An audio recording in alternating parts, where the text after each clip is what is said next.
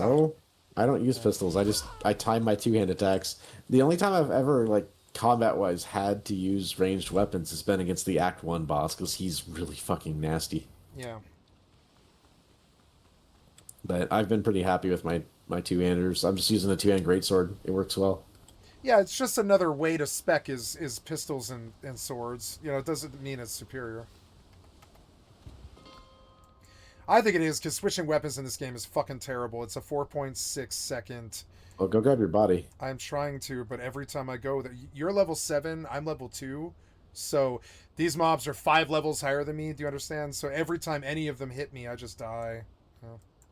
Okay, come over here. Come to me really quick. Yeah. Just follow me. Yeah, like I've been killed by level 7 boars like this entire time. Yeah. I should not be on this island at all. Teleport back over here. Oh, over to you, but I need my body.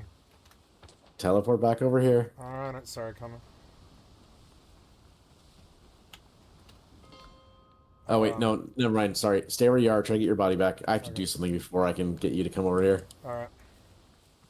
I'm following the wrong order of operations, but I'll figure it out really quick while you're doing that. This will take me 15 minutes to do. We should just stop.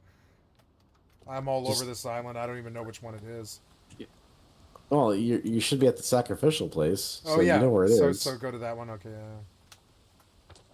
But no, I need to do something here. I was standing at the top of the monument, getting in my menu to look at the things you were talking about, and something killed me at the top.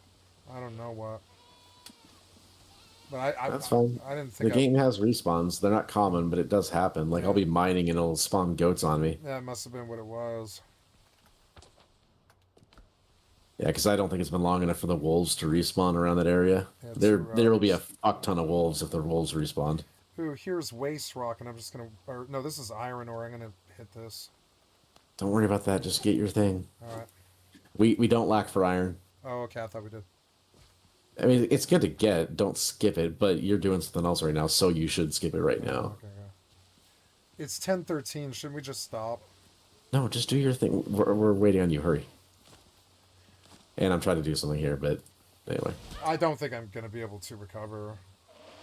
Yes, you will. Nope, dead. Nope, dead. Sorry. Why And all the bodies are camped by mobs that one shot, and I can't. And they're all goats and stuff that hit you. Okay, well, I'm gonna be able to fix that for you because just come and fight with me. Come and fight with me at the corpses, because I can't kill these mobs. You keep your weapons and stuff when you die, so it's not like you become disarmed. But it takes me, I think, 37 hits to kill this goat. 37, you understand? And I'm not kidding or exaggerating. 37. And 37, dude, it's every one of these mobs on this island. I've died on this island like 25 times because it takes 37 blows to kill anything on this island. I can't stand it. I don't want to come back here. Yeah, that's pretty wild. Yeah, because I'm level 3, you're 7. They're way, way higher. They're level 7.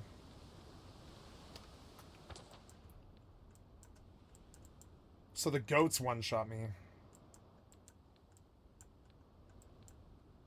Well, I am trying to quickly get something for you that's going to fix that. I just need to do some teleporting around. 4 levels just can't be fixed. Everything will one-shot me.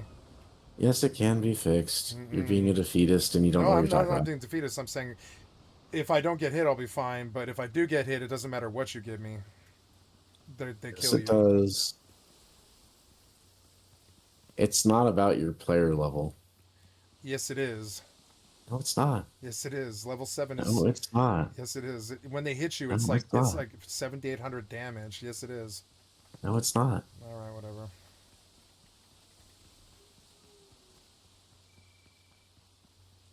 If I put your gear on, I'd have trouble too. So no, it's not. It's your gear sucks.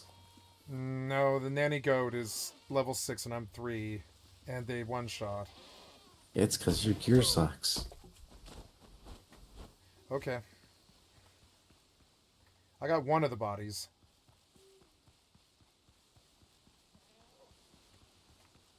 Like, I literally just need to upgrade your gear, but I have to go buy some stuff first because we don't have all the stuff for it.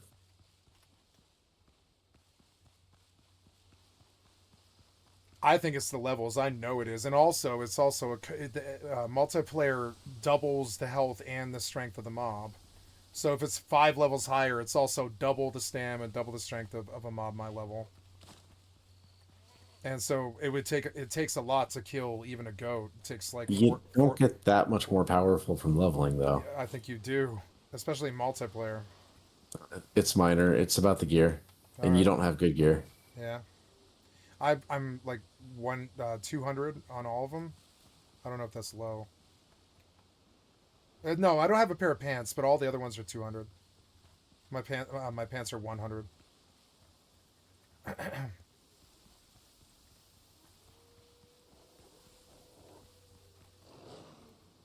I told you I'm trying to fix that right now, but I have to do some running around to do so. Yeah, I've got two of the three bodies, I think. Nope, dead. And I just wasted more time again.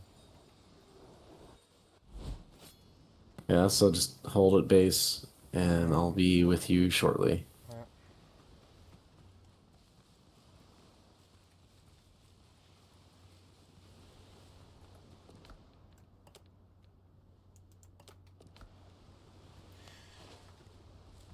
no, even mobs one to two levels higher are like double to triple as hard. It is a level system.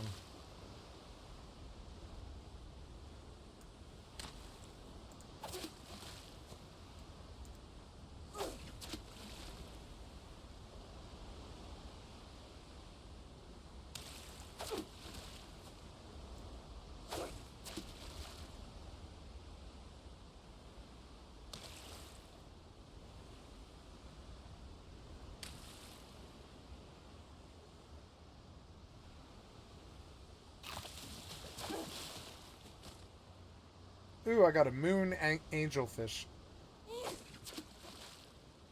Oh yeah, that's a good activity for you to be doing for sure. Yeah, not getting one shot, definitely. I'll just getting resources while I'm running around trying to do something. Yeah.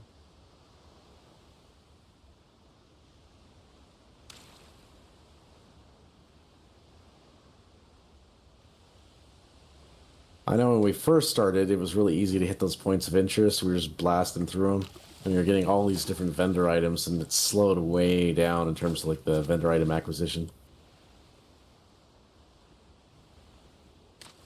Okay, just got a little more running around to do.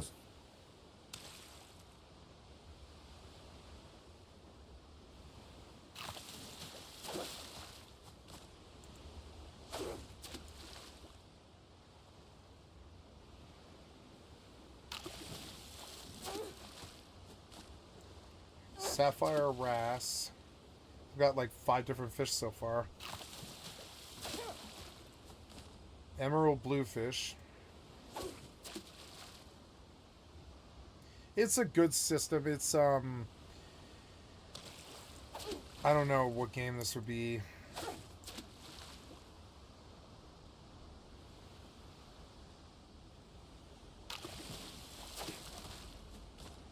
Fortnite. It's the Fortnite fishing system. You wait until your bobber disappears. You press the button, and it sucks your fish up. Which I like. I love the Fortnite fishing. Actually, I used to use the Fortnite fishing to win matches.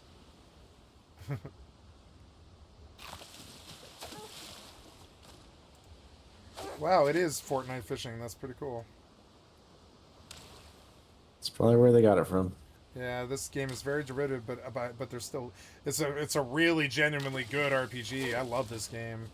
Well, it's kind of the meta is just take stuff from all the good games and mix it Yeah, together in a way that appeals, fine by me. Absolutely.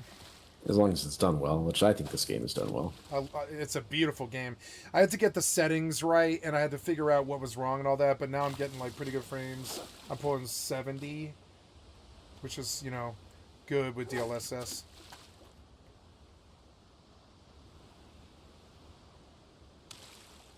And that's on GeForce Now on a 5080.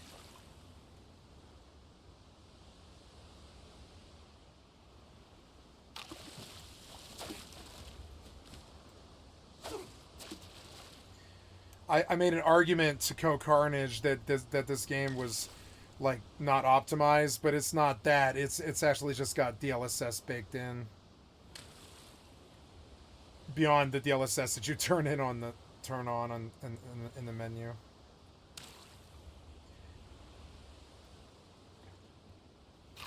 And so I don't think you can make an argument this game isn't optimized. I think it really is. It does make my computer a little bit warm, but it Yeah. runs really smooth for me. It's an intense game. It's all the water. The water is really beautiful. Okay, I'm finally done running around everywhere. I'm coming back to base. I need you to meet me in the main house. Roger, I got in return. I got you like 20 fish, so you'll have food to work with. Thank you for doing this. Well, thankfully, my farm plot's been so fucking productive lately that food hasn't been an issue. Yeah. All right, I need you to drop me your weapon. Weapon on the floor. Sure, you want to use the cutlass? Like, I really do find it's harder to fight stuff with a one-hander. Yes. The pistol is. I can get 2 shots before they even reach me. Oh yeah. More than that, like 3 sometimes. And on my server, like the low TTK server, it's really good because it just wrecks everything. Okay, now for armor, are you using the flea bustiers set? I don't have a set. I've got yes I am. Yeah. You should be using flea bustier. I've got Conquistador's boots because they were higher defense, but You that's have 4-piece flea bustier, or how many? two head and gloves. And then Okay, and unfortunately, I don't have enough currency to go buy the other ones. yeah, that's okay. Well, drop the flea bustier ones you have. Okay. Here is the hat and the gloves.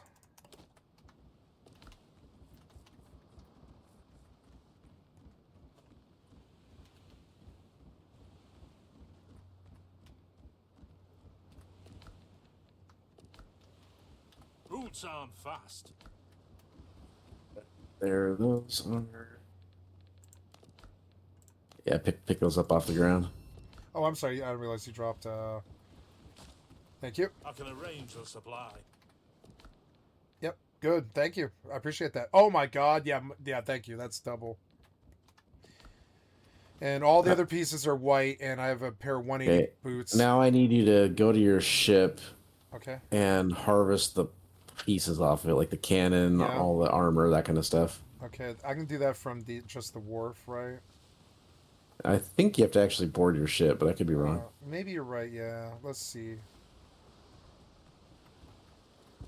The wharf will let you manage the ship, and you can do it at the wharf. Yeah. Okay, well, either way, strip your ship of items and get over here again. I'm trying to, but it won't let me take these items off. Maybe I'm wrong, actually. I think you do have to. But you've got the Flebustier's boot, right? No, I have Conquistadors because that's the only pair I've ever found.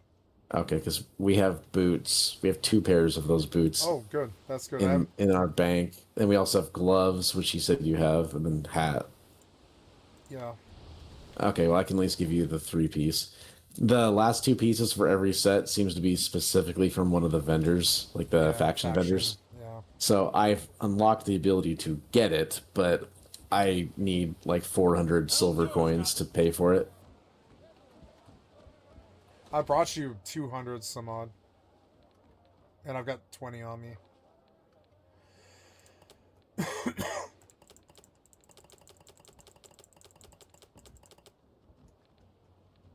One of the silver coins? Yeah, I've got 20 on me if you need piastre is what you're looking for? Yeah.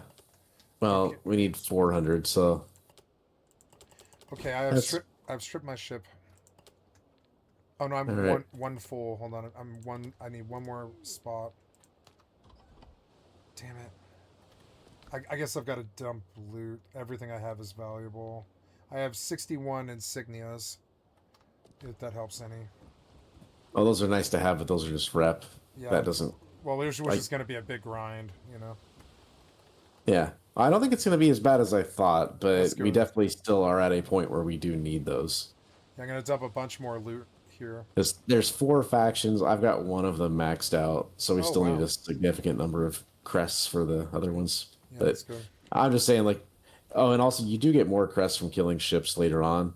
And once you get a properly equipped ship, once you get a 2nd-tier ship like I have, and it's upgraded with its equipment, like, if a ship is level 10 or lower, I can take it down pretty reliably right now. Like Yeah. it's easy. I can go into a battle 3-on-1 and I'll be confident that I'm not going to get fucked up. Yeah, I like the ship fighting. It's fun. It's very stat oriented is the frustrating part. It's not very skill based. I think it's skill based. I ram into them, I slow them down, I fire directly into the side of the ship, and then I chase them and shoot them in the ass, and it's over. Until you have stats and you realize how wrong Yeah, you are. Because stats really make the fight. yeah. I think you're right. Yeah. Do you want this 20 piastra at the moment, or should I just deposit? Just I have a bag where I've been trying to put all the coins. I need you to come over here and give me your ship parts. Okay. Oh, you want my ship parts? I'm sorry, I stored them. Hold on, I'm pulling them. Yeah, I want you to put them on the ground in front Uh, of me. okay, I have to grab the last one from the ship because I was full. Just going back. But by upgrading your armor and your ship parts, it's going to make a world of difference in how Yeah. hard anything is for you right now. Yeah, I'm still on the starter. I'm still in the starter tutorial because I've just been farming. Yeah. There's also like when you're doing it solo, you could even use your solo play to just catch up on quests. That's what I'm doing. I'll Okay. probably be done within 2 days. Okay, got. Oh no, I don't. Oops. I forgot that there's a ship cargo, which is awesome. I didn't realize that you could store on your ship. That's insane. You store a lot. I found that so because the repair kits for your ships are all percentage of health based, Yeah. I found by far the best option is the slow cargo vessel. Oh yeah. Yeah, Oh, because the okay. slow cargo vessel will have 90,000 health, whereas Ooh. the quick attack ship will have 50,000. Oh You yeah. have like half the health, which means health kits do half the healing. You die in a battle twice as fast. Yeah. It's nice having the slightly more powerful cannons, like going from the, what is it, 12 pounders to 24 pounders. Yeah. But it's not a huge increase in damage. It's actually, the difference is 12 pounders have 1,500 damage, 24 pounders have 2,000, Oh, and then 36 pounders have 2,500. So what I'm saying is the on difference the in ground. damage, it's a 30% damage increase, but it's not worth having a ship that has half the health, Yeah. if that makes sense. Oh, here, there's piastras on the ground too.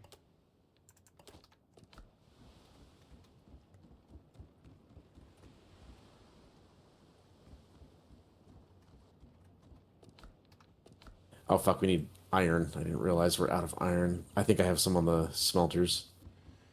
I know of an iron spot, but I'll get one shot. We do have some iron, enough to get by. Right on. You saw the coins on the floor? No, I'm not. I'll just put the coins in a box. I dropped them on the floor. They're probably gone. If you can't see them. I think I picked them up. Oh, good. Okay, good. Just even being anywhere near them Ah, makes them yeah. get up. Yeah, I think some items just auto loot, yeah. Oh, I like your garden, dude. I didn't even know this was here. Jesus. Been Nice. working on it. It's This pretty is so expanded. much better than 7 days, I gotta say. Like, it's just because it's modern.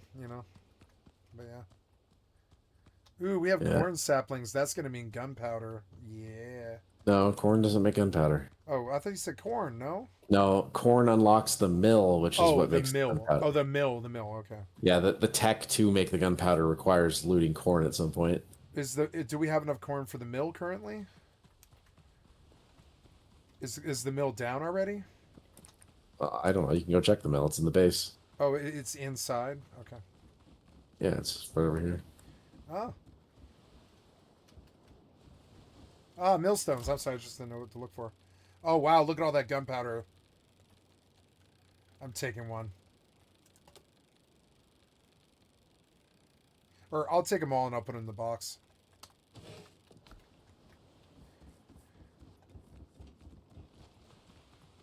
Okay, so what we're capped on right now is tanned leather, which I have a decent amount crafting, but that's been one of the rarer things for us because it takes rough hide, like 3 to 1. Yeah. I'm gonna make So these storage baskets ammo, and there will be a lot of gunpowder and bullets in here always, so we can just pull out and not think about it. That won't matter for you, but it will for me. I'm going ranged. Well, ranged one hand.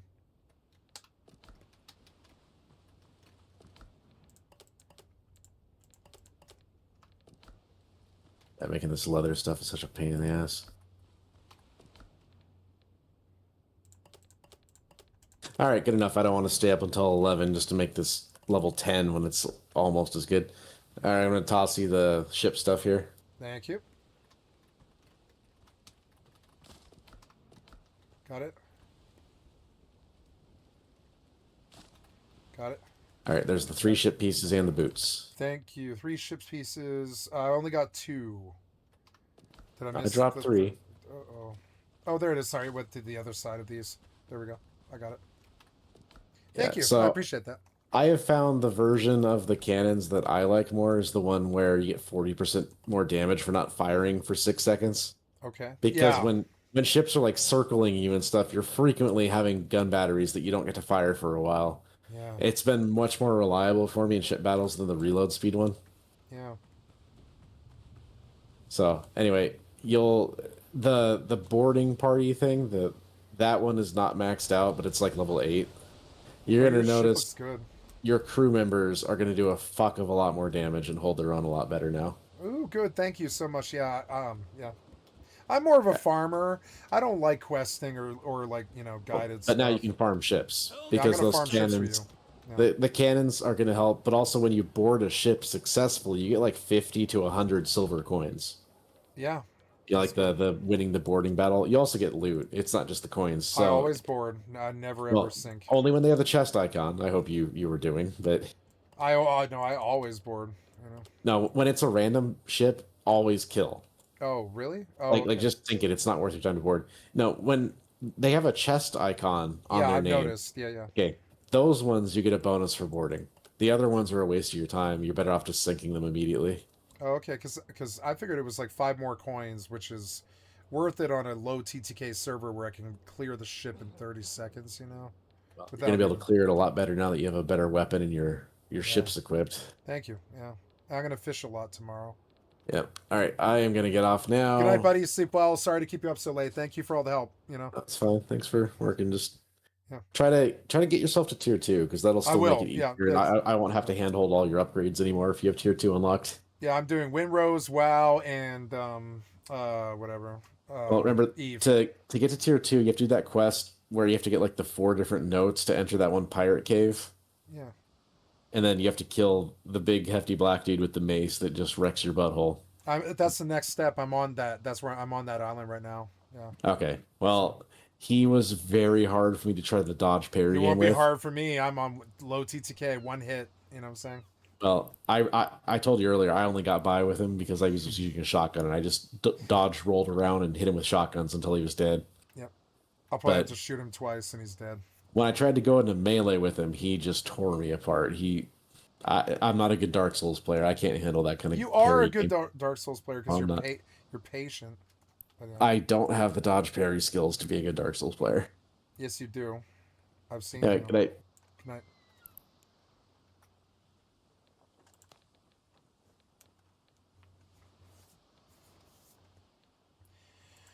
Okay, going into solo with a bunch of gunpowder, which feels like I ripped him off, but oh well, I don't care. They're gonna fucking kill so many pirates.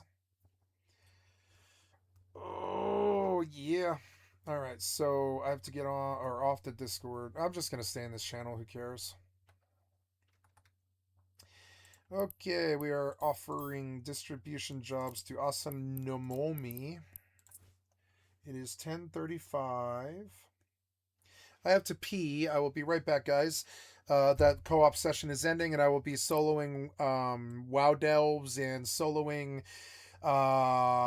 Winrose, and it's good to have a co-op partner and a clan, and it's a good time to be alive because I had a bad couple of years there where a worthless piece of shit fucking dictated what I did, just like tried to kill my girlfriend and tried to kill me, and just was a bad time and stuff, but I'm getting better now. It's good.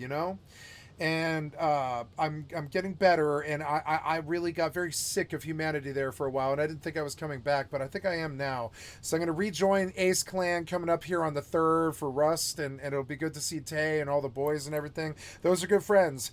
And we got Begon playing WoW. My old Eximos guild, which I was with for 7 years, I think it was.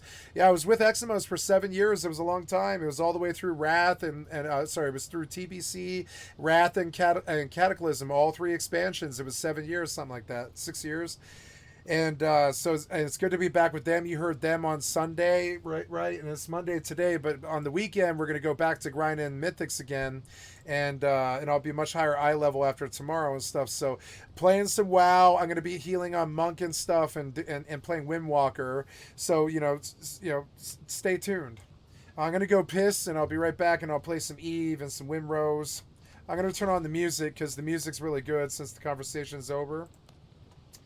And there we go.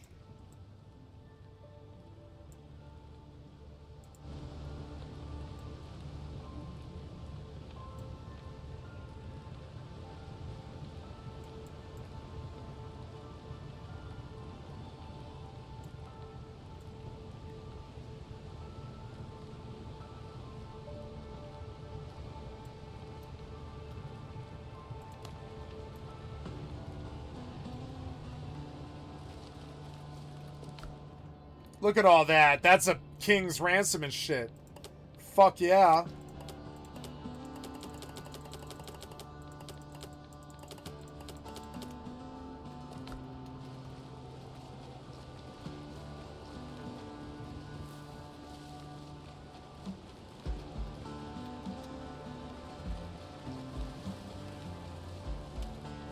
Okay, I'm gonna go pee. I'll be right back.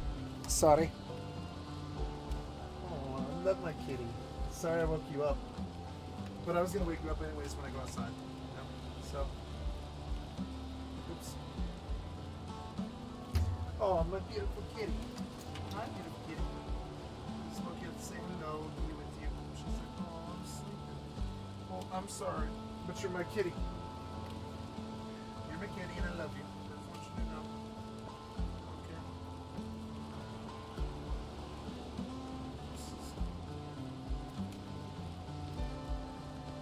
Okay. Sorry. Oh. What?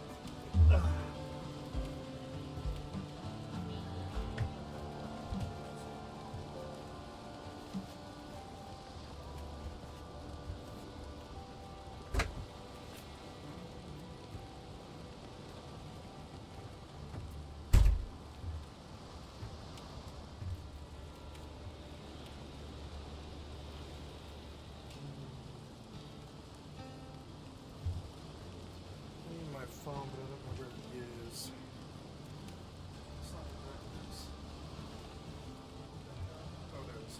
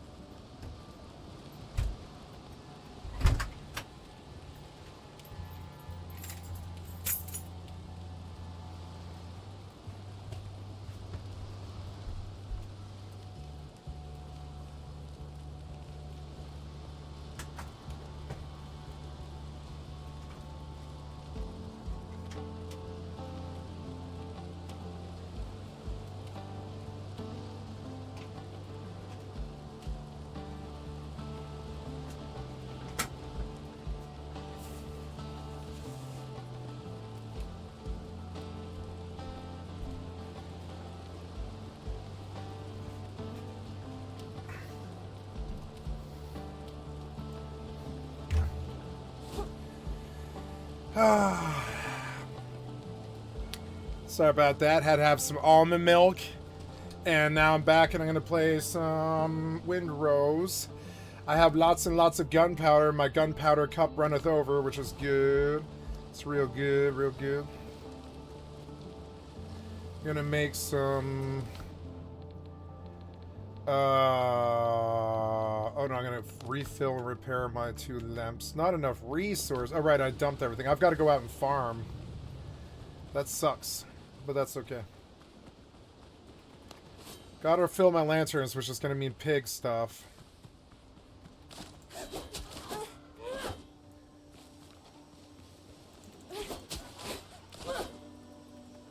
Oops.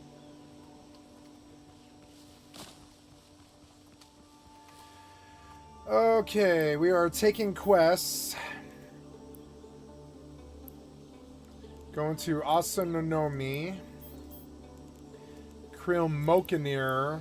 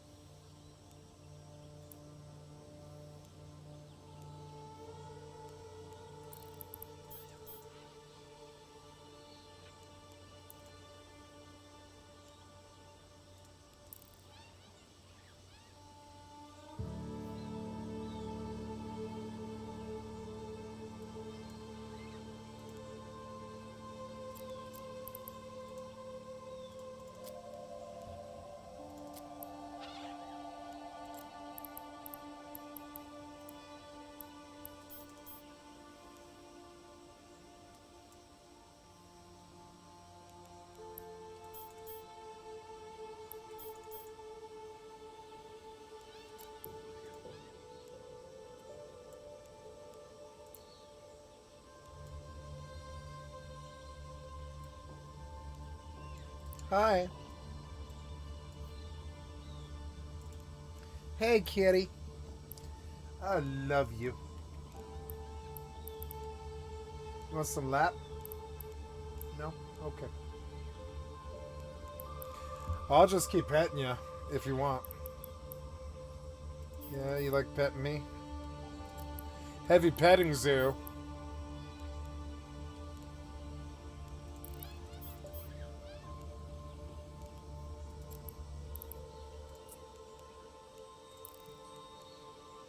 Yeah, that's a good kitty. Oh, look at the cute little kitty. Oh, she's such a good little kitty. We love this kitty. We love her.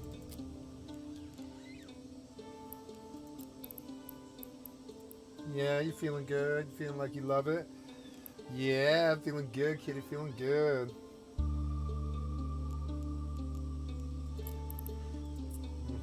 That's a good kitty. You see me looking at you? Yeah, I love you, kitty. I just love you.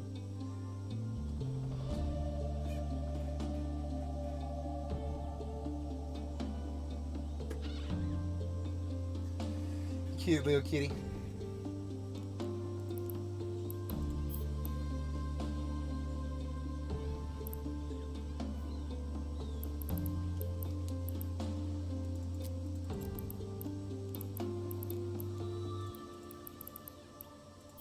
Hi. Oops, sorry, kitty.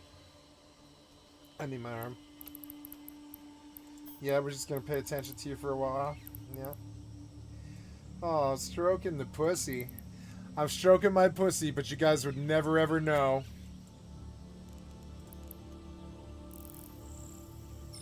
Oh, this kitty. She's such a wonderful little kitty.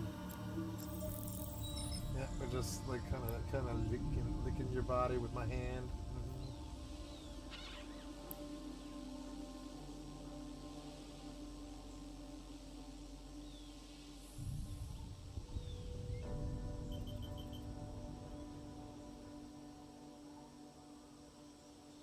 Oh, the sissy. Autopilot engaged.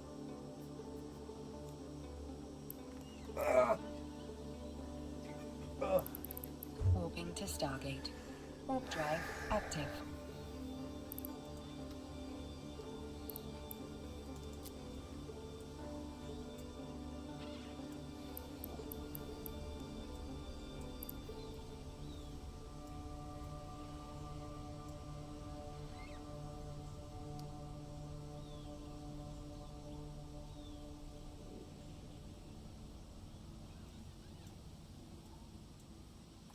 Approaching Stargate.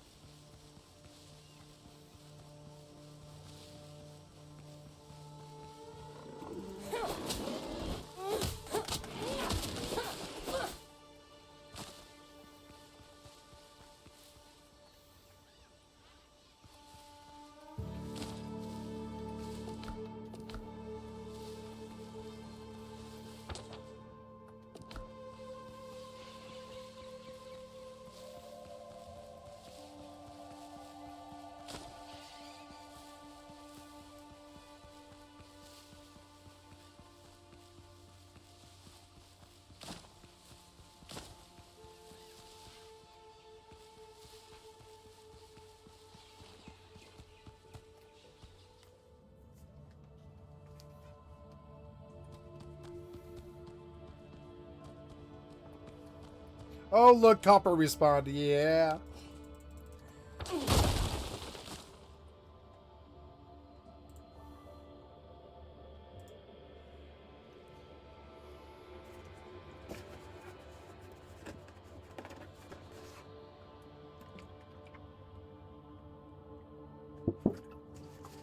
Autopilot jumping.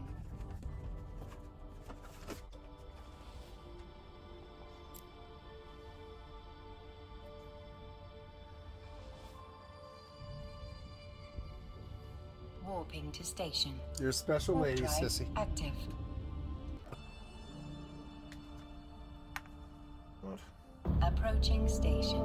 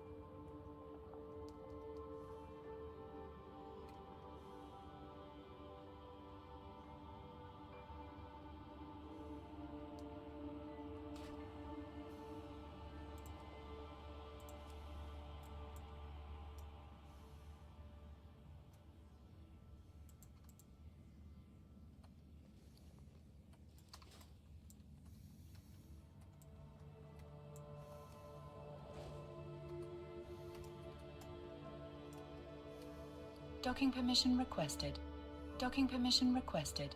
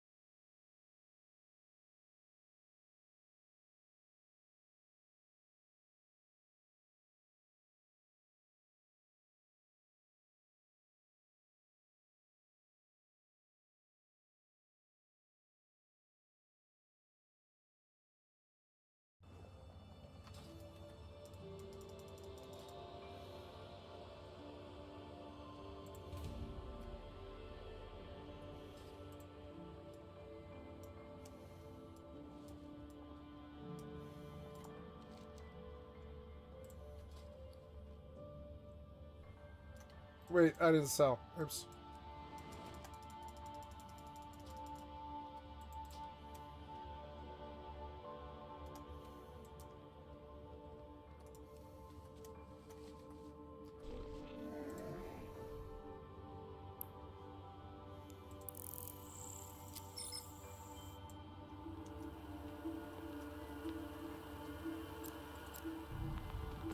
You had Republicans blaming Saturday's attack on what they claim is dangerous rhetoric from Democrats and the left more broadly. But it's kind of in the same line of argument that we saw after the Butler shooting and the Kirk assassination. People arguing that by calling Trump a fascist, a threat to democracy, and a bunch of other harsh names, or calling out what he's doing with Iran or anything else, critics have stoked the flames of political violence. And so you're seeing Republicans now taking the opportunity to smear Democrats running for office in Michigan, Maine, and North Carolina ahead of the midterms. You even had CNN's Dana Bash throwing this argument at Representative Jamie Raskin, which a lot of people slammed her for. And as many of your fellow is supposed to be in an entire party is equal to a random TikToker. And also in their defense, elected Democrats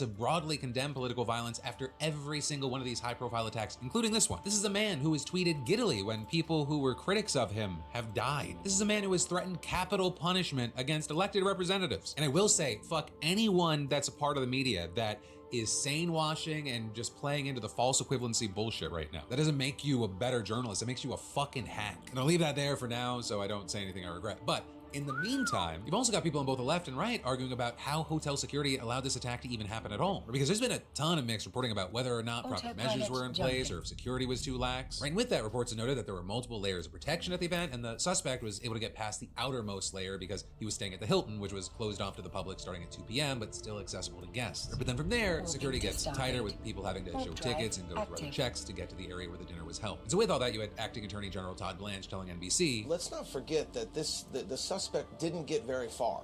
He barely broke the perimeter, and by barely I mean by a few feet.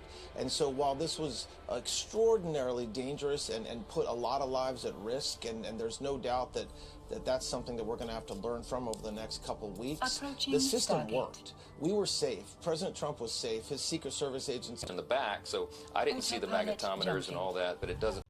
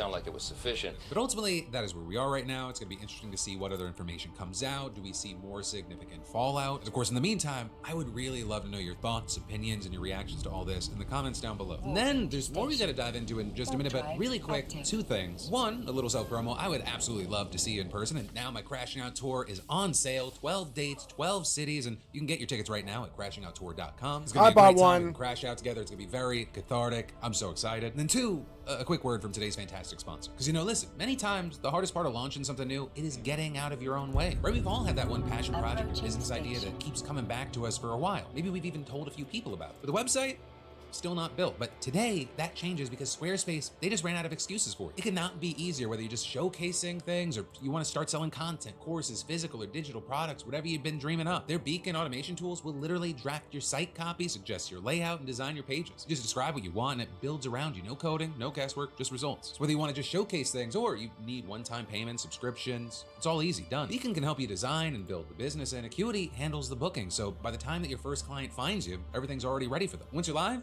their built-in analytics and marketing tools, they keep everything running like clockwork so you can focus on what you actually care about. So pause the procrastination. You're free to with that proposal instead, calling for an end to the war and the reopening of the Strait of Hormuz, including with an end to the U.S. blockade, while also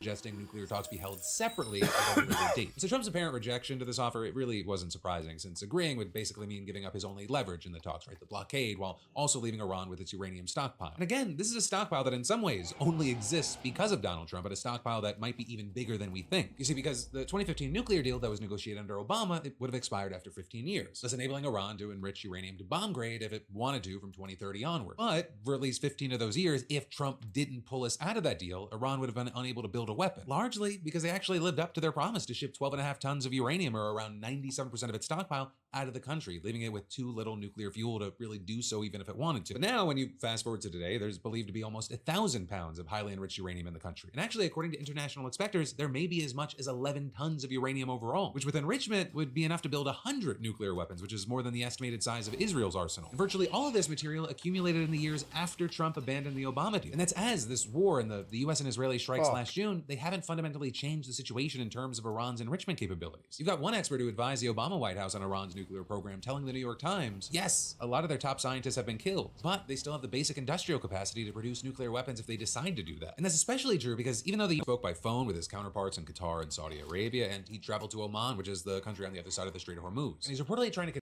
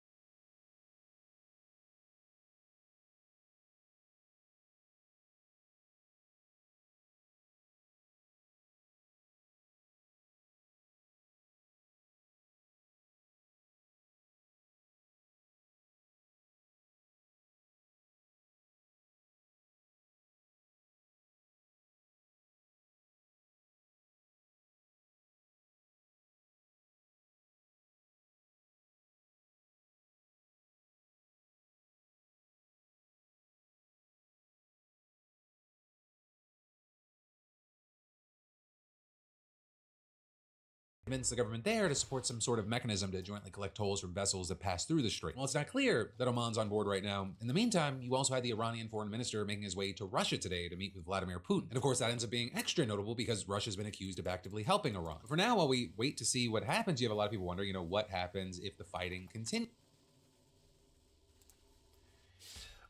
In WoW on retail, are there any scrolling combat text mods that are still working?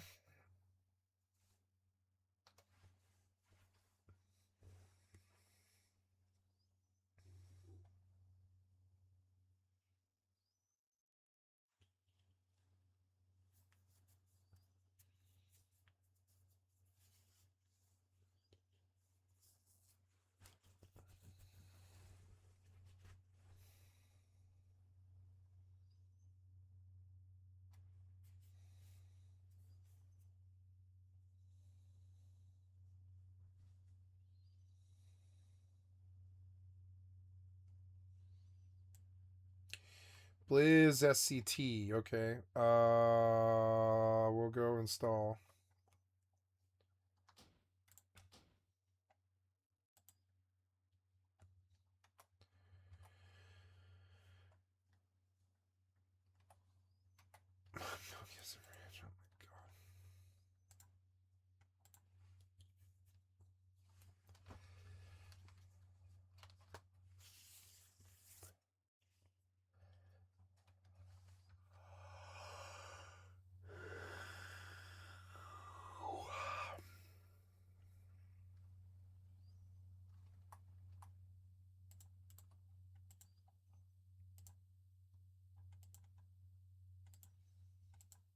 Is it though?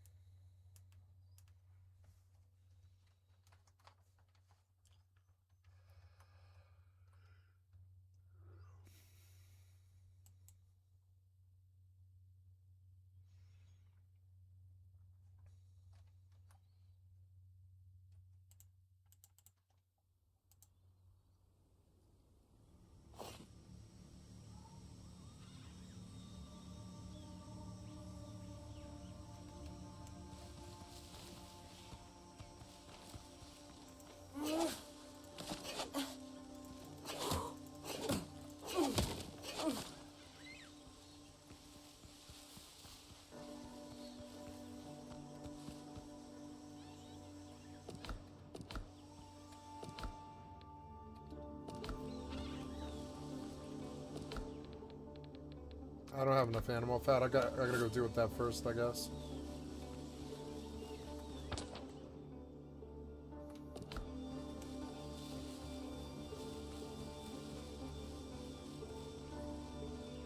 Oops. I'm going to move my television and get something to drink. I'll be right back. Get some iced milk. Oh.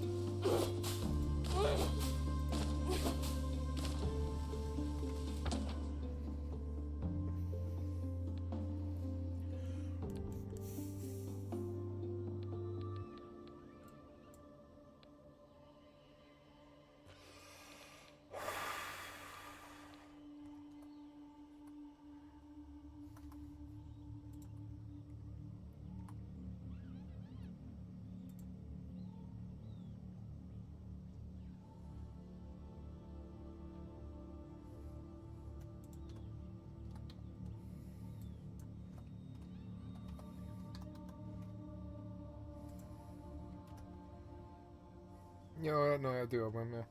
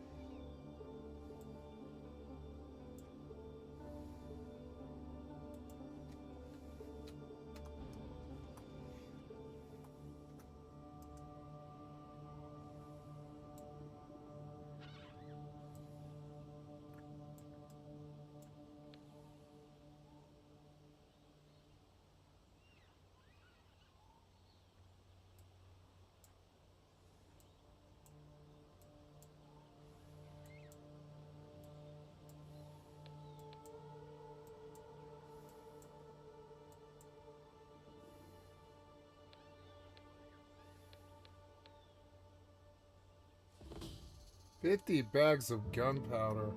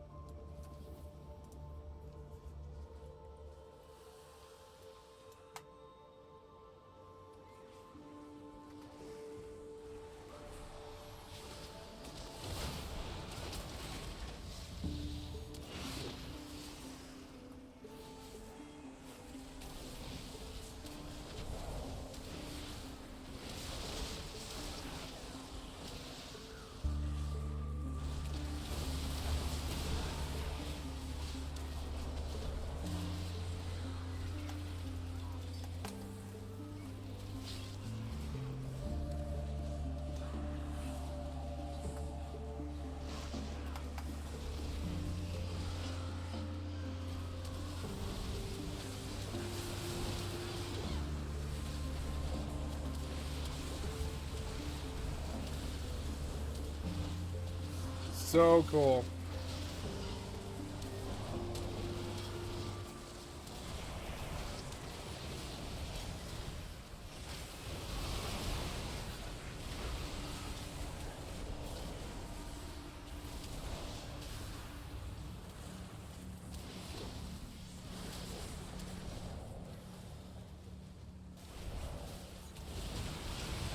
This is so cool. Look out, there's like 200 people here.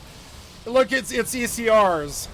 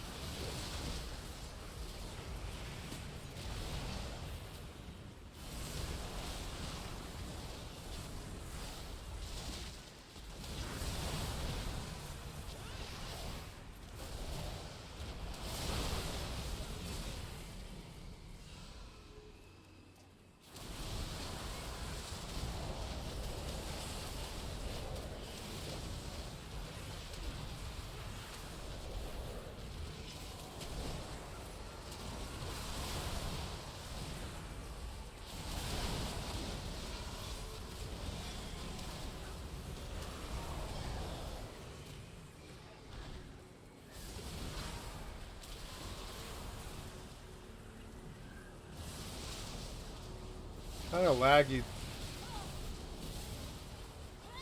I'm dead.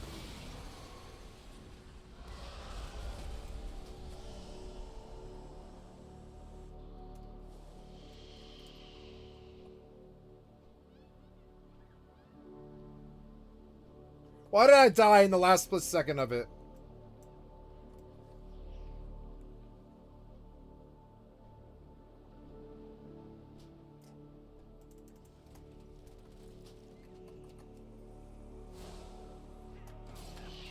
Oh, come on.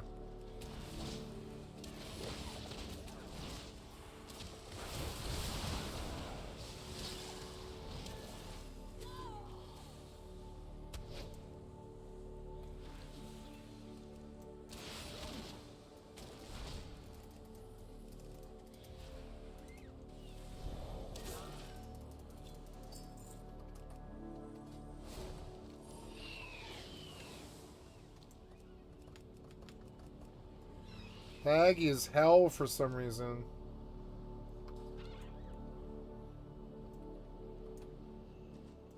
I don't know. I don't think I got credit for this.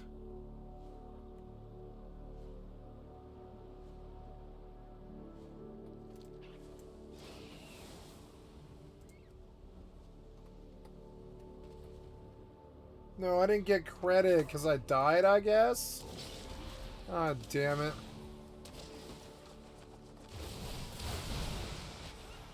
Oh, see, that's Twilight. I'm trying to be up there or something. I don't know. This seems all buggy. It was fun there for a minute. But then you didn't give me a reward unlike the other 200 people, and then I just never want to do this again. Fucking developers.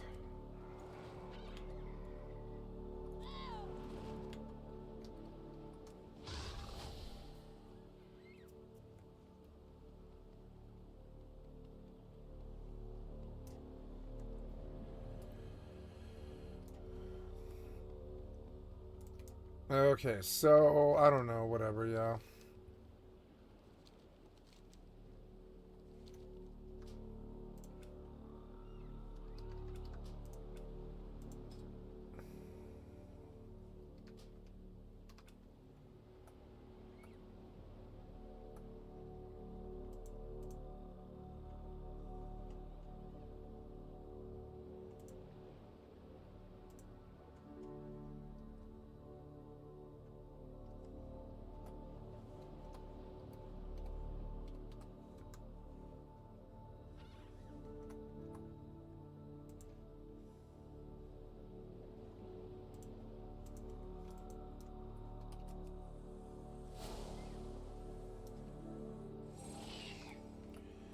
No, I don't like it. I think it's nice that it exists, but it's not what I'm looking for.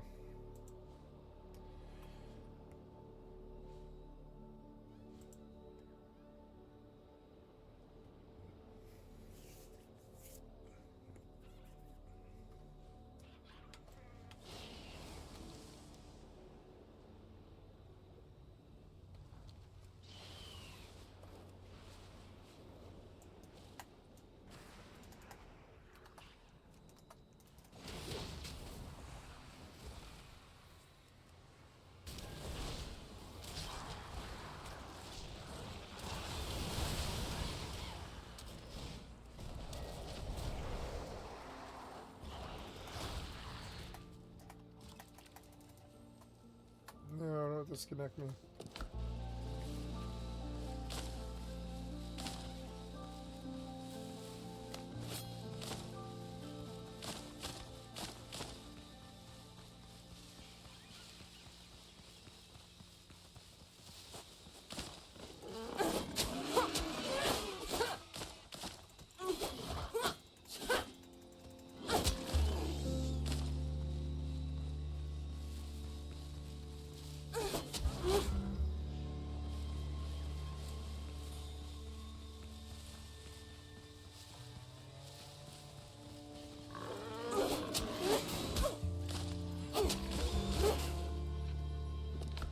I need some of those return I'm gonna make a stack of those return potions. Wait, do I have an alchemy bench now? I don't think I do. Oh, I do. I have alchemy, yeah. Cool.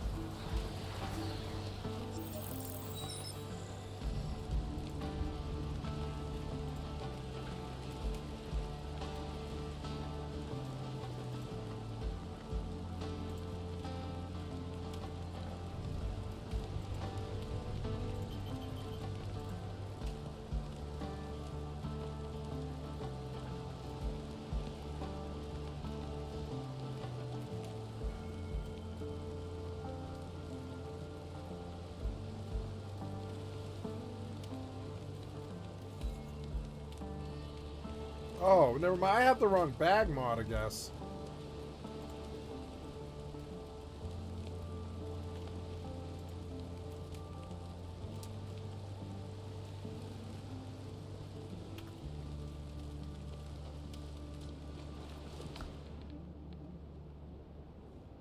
Ew.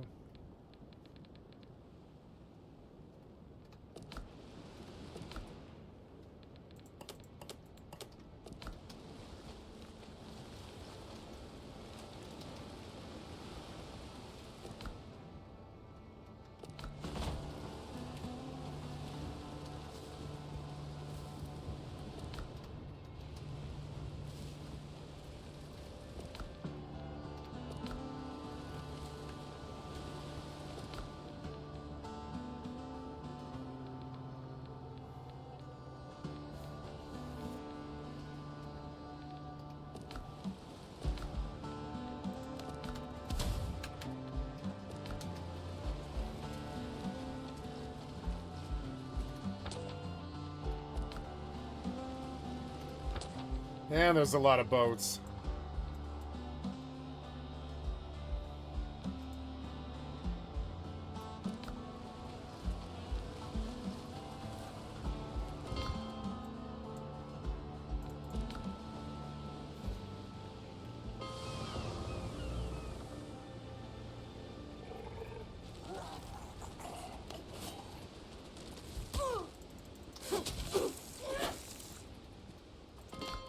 Whoa.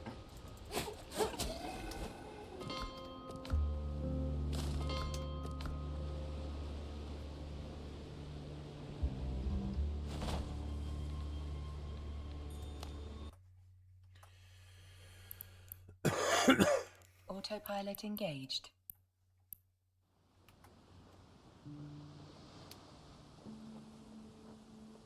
Warping to Stargate.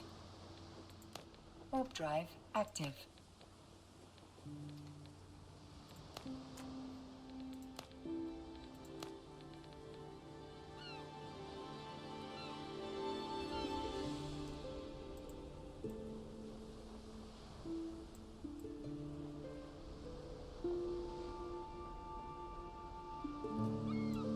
Approaching Stargate.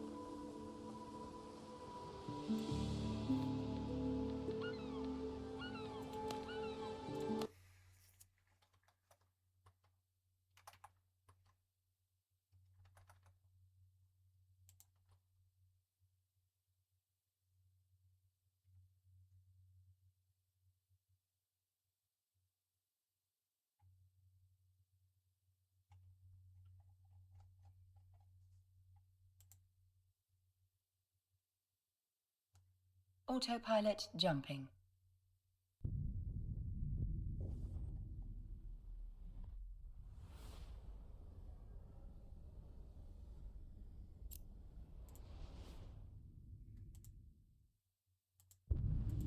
Warping to Stargate.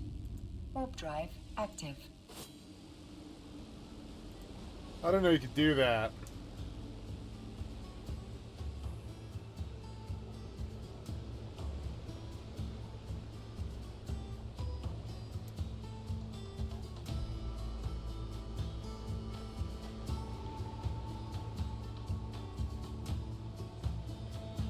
Approaching Stargate.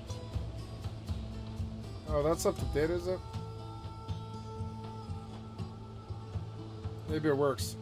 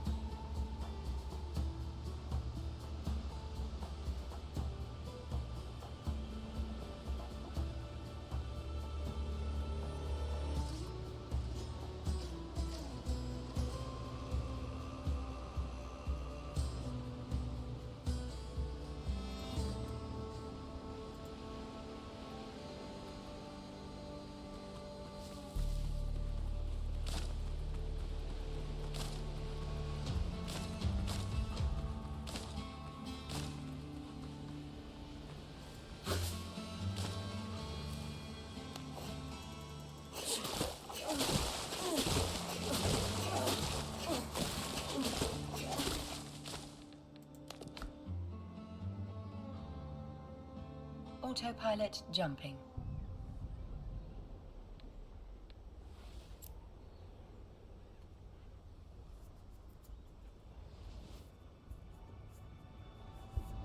Warping to Stargate.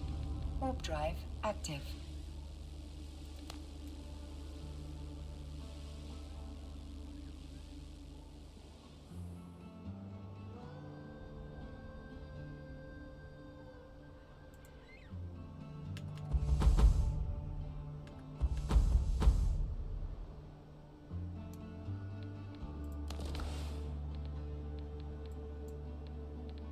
Approaching Stargate.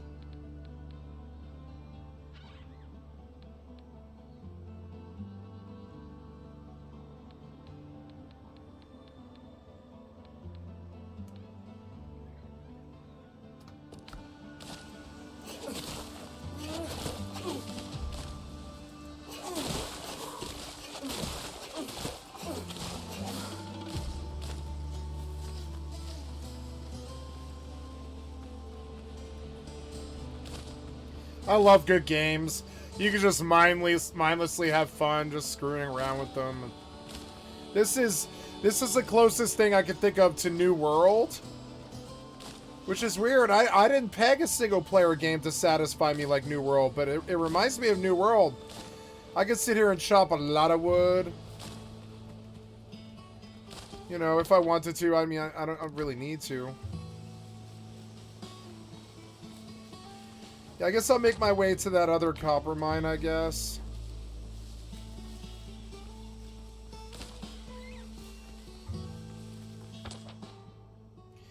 The fast travel's on the wrong side of the island. Autopilot jumping. Or I guess it doesn't really matter. I can always put it anywhere on the island that I want, but I think it's actually much faster to go from like right over there. Warping to Stargate. Warp drive active.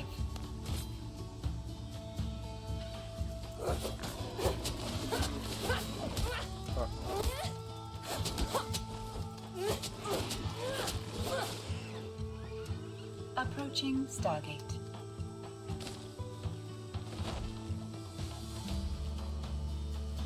There, I found it. It's like, I don't think it's 40. I know this is taking time, but I'm trying to get the perfect settings on the server so that I'm happy that I don't feel like I'm a pussy, but also I don't feel oppressed by the piece of shit developers' decisions. You know?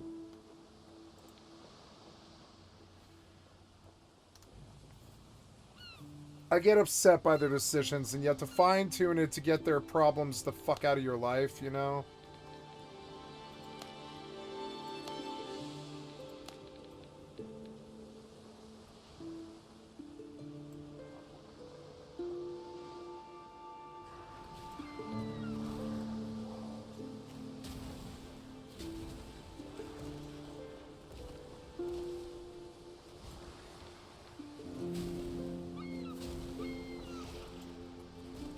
I'm dying.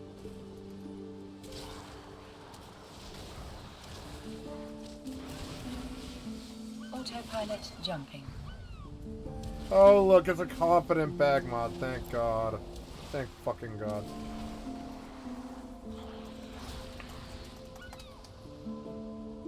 Warping to station. Warp drive active.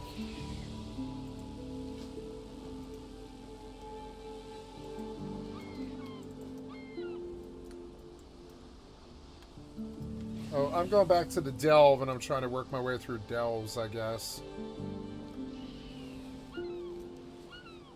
Approaching station.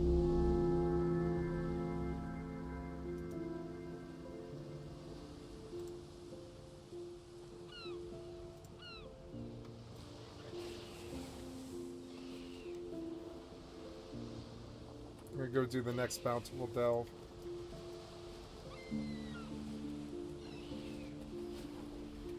And the music is good.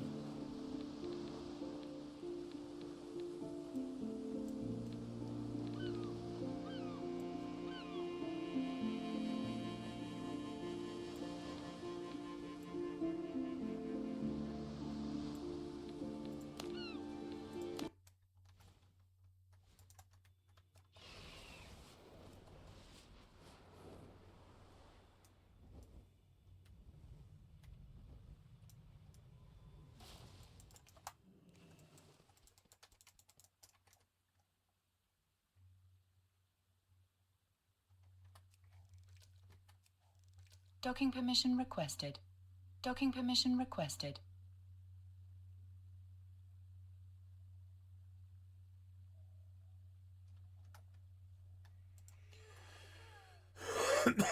Docking permission requested. Docking request accepted.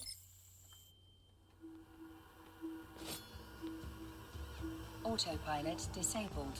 Waypoint reached.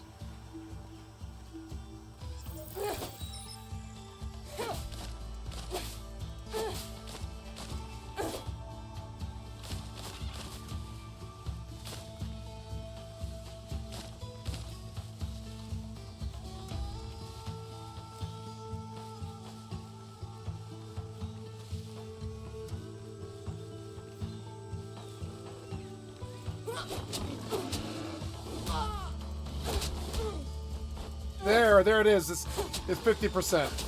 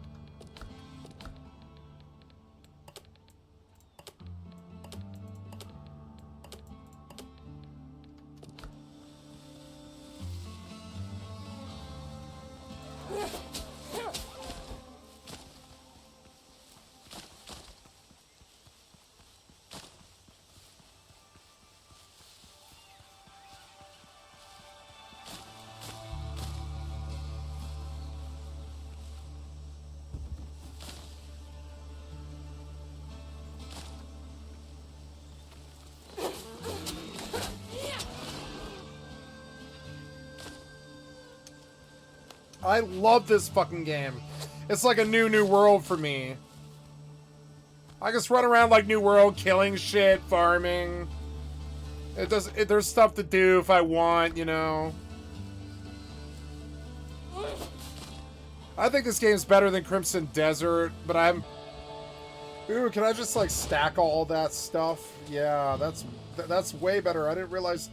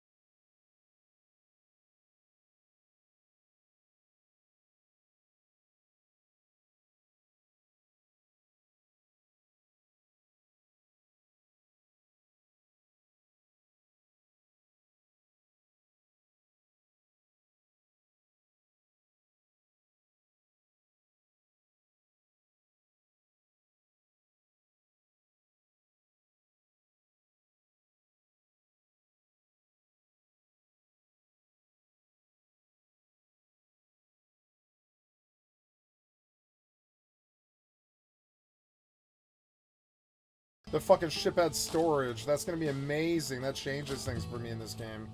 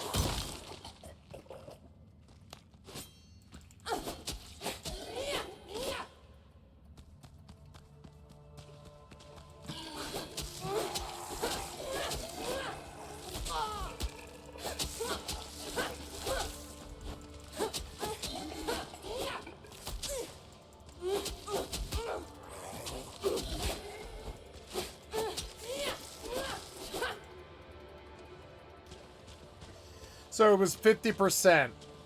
I set all my settings to 50%. They seem perfect. They're not too bad. They're not like killing me, but they're not like, you know, but they're not like pushovers either.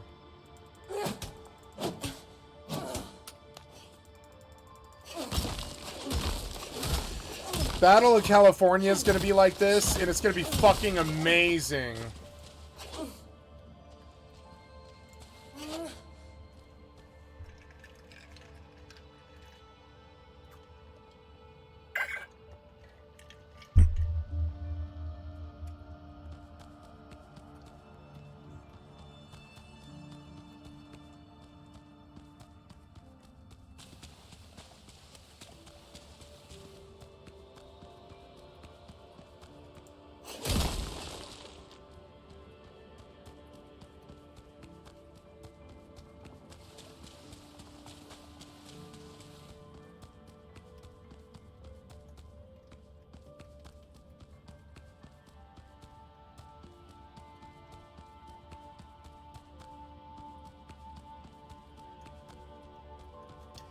So that was the last of this place, I guess. That was the cave. So now we're going to follow the left wall.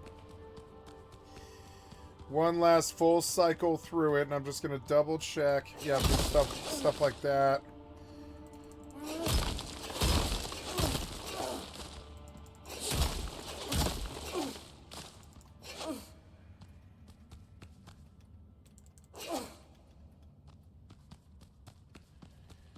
And I'll just follow the left wall of this cave. Just to make sure I didn't miss anything. I still did pick up quite a lot of copper, which is good because I need it. There's some copper I left on the ground, which isn't too good.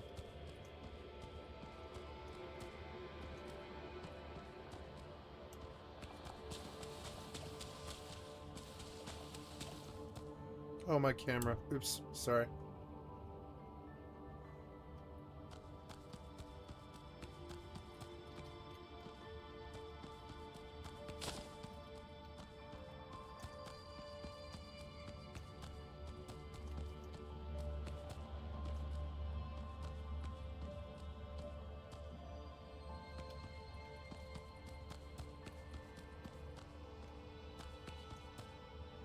Yeah, so, okay, we're done with the cave. I'm just gonna try and clear islands.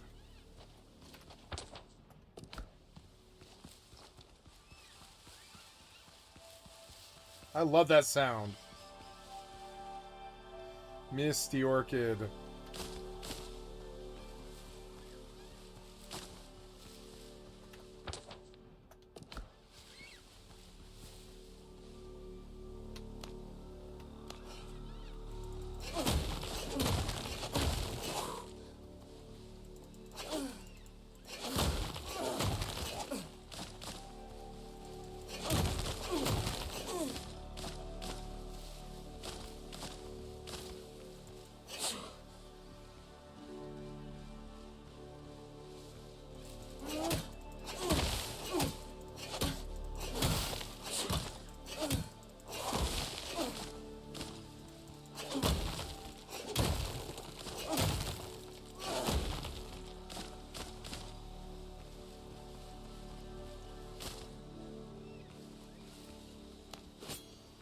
Ooh, Savage Boar.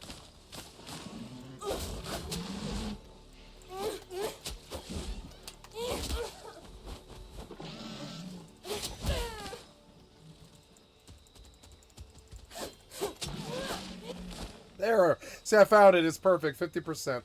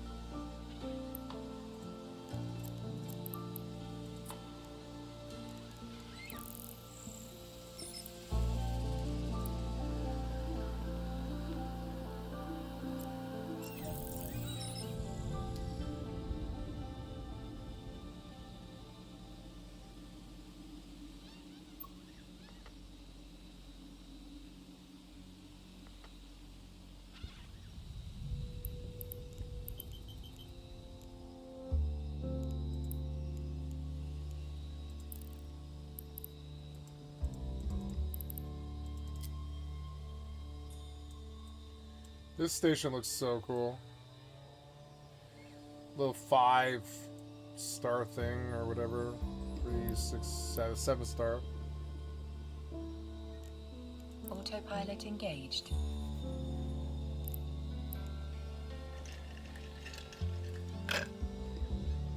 Warping to Stargate. Warp drive active.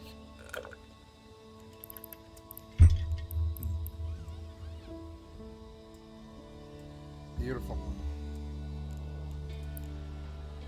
I should have a clone in. I might actually go deal with that. Because I don't have anything. I was nervous to bring a set of clones, Approaching but Stargate. it's not that bad.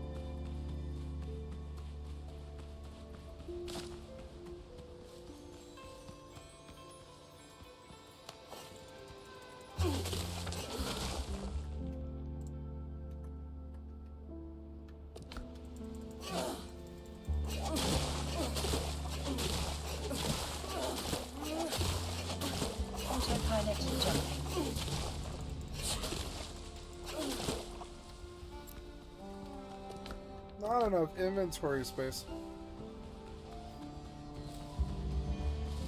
Warping to Stargate. Warp drive active.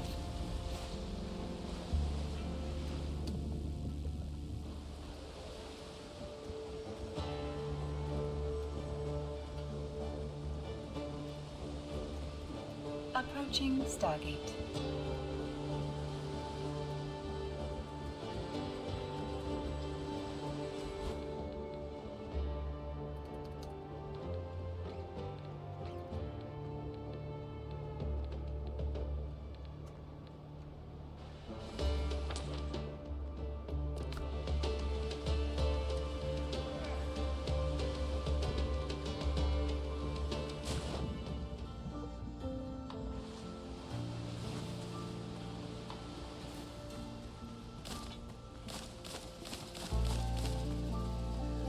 God, the music's good.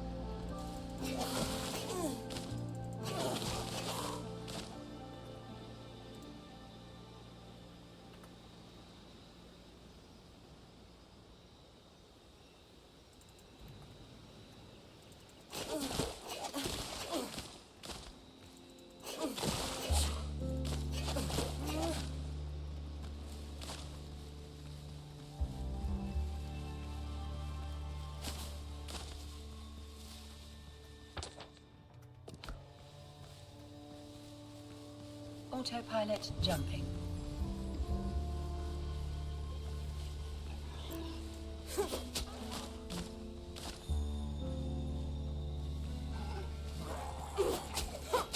Warping to Stargate. Warp drive active.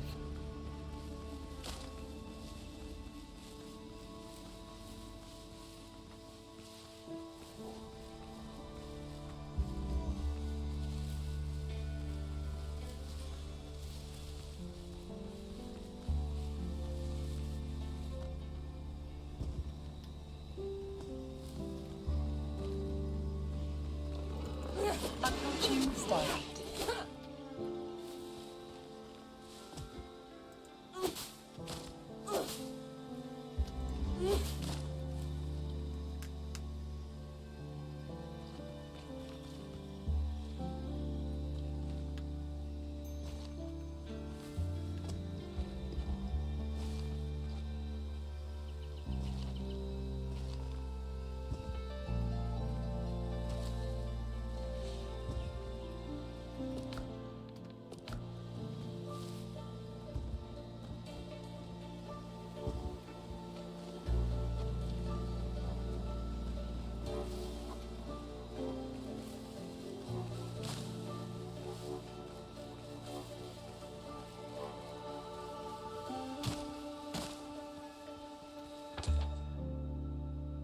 Okay, so I don't have to worry about this island. I'm done here. I can actually delete the fast travel. It's good.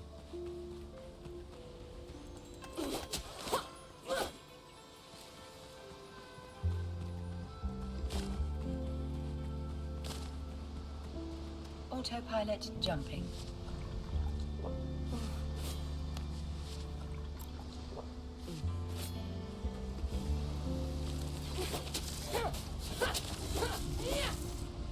Warping to Stargate. Warp drive active.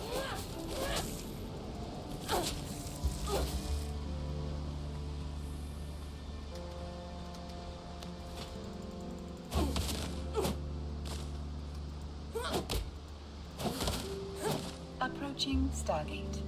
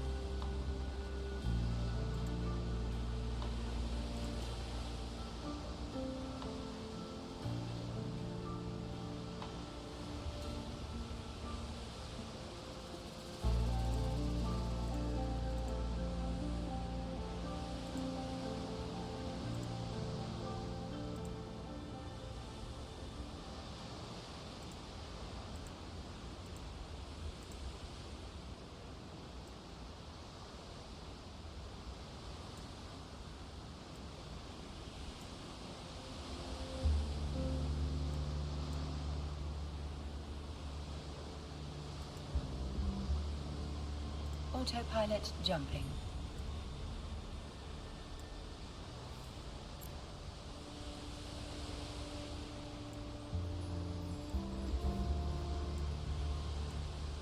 Warping to station.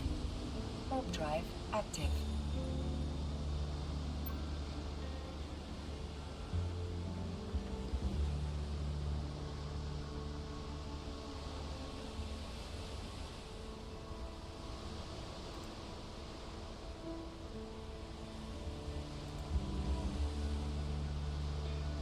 Approaching station.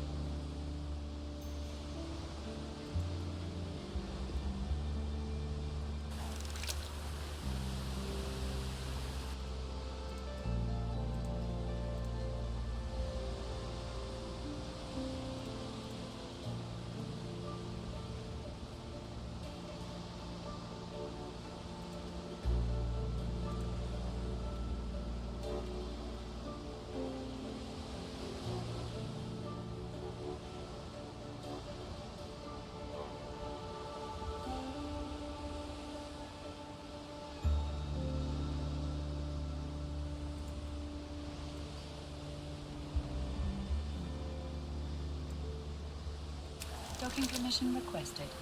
Docking permission requested.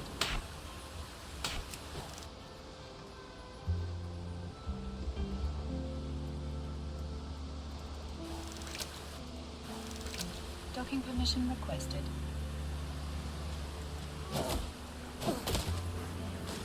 Docking request accepted.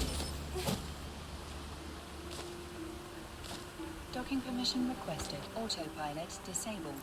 Waypoint reached.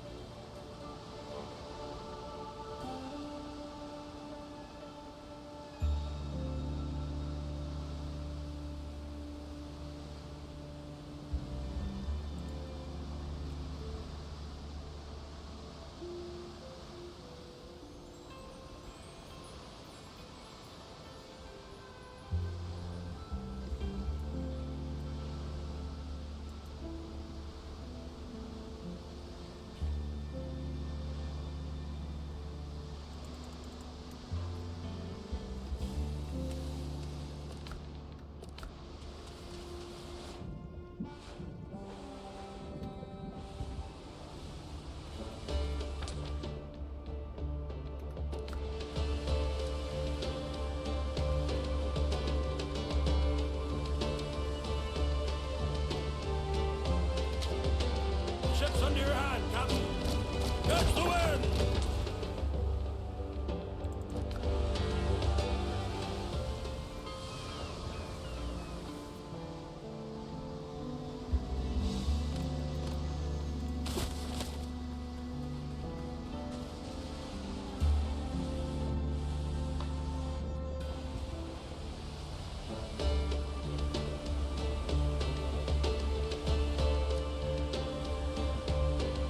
Helm's yours, Captain.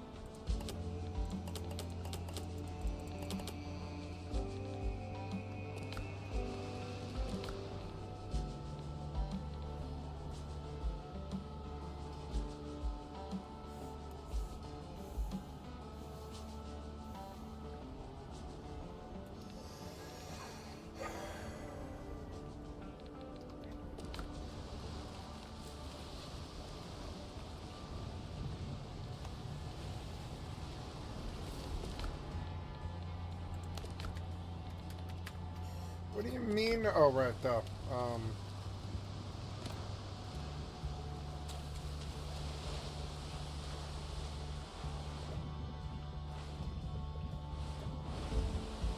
Helm's yours, Captain.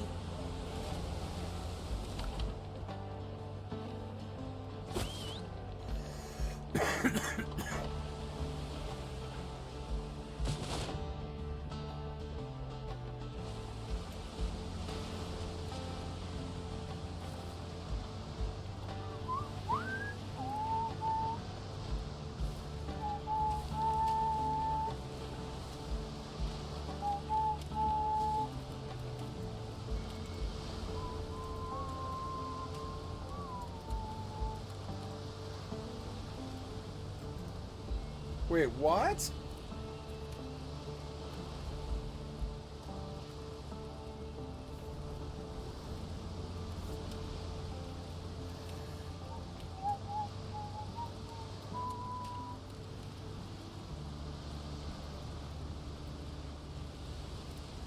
Where am I? Our cantina. Oh yeah, I heard about. I remember this.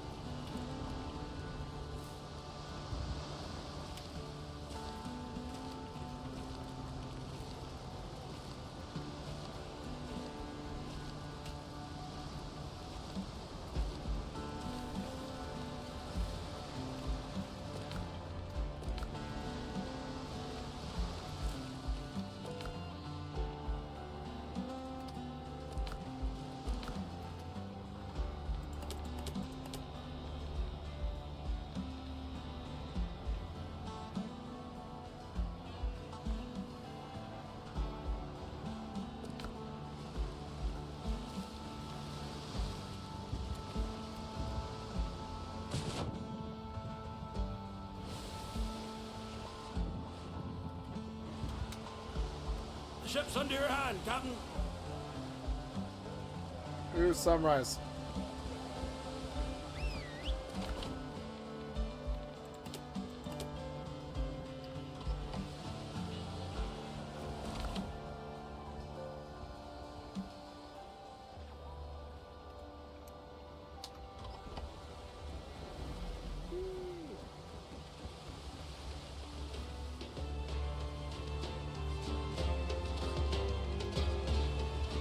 Continues, which then You know, I think it's a modern age where you don't have to go sailing ships anymore.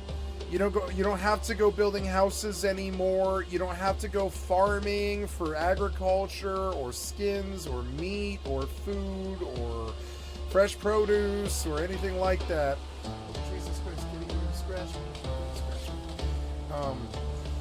And you know, and it's an interesting time where I would way rather do those things digitally in a video game and live in the real world where I just have like kind of a comfy sedentary life. And I think I would way rather do all this digitally because you can't die. You know, I mean, I guess you would maybe scare yourself and cause yourself to get a heart attack. Maybe a video game can cause you a heart attack, I guess, or something. I don't know. But you can't really die doing this. And yeah, it's an interesting time, you know, like as we see, I guess the sun is setting. Is there a way to tell? Is there a way to tell?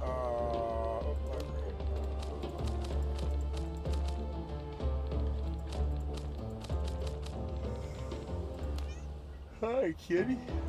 How are you? You came to cuddle? Yeah. Oh, it's kind of. Oh, it's dinner time, is it? Oh, careful. Okay, it's dinner time, she's telling me. I'll be right back. I'm sorry. Yeah, let's have dinner, huh? Okay. Oh, I muted it. I'm sorry. I'm gonna turn it on. Go.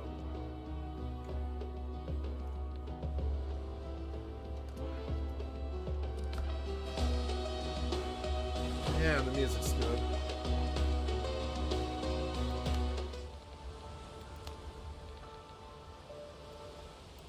Okay, so I'm gonna turn this off for now, and I'm gonna turn on the Philip DeFranco.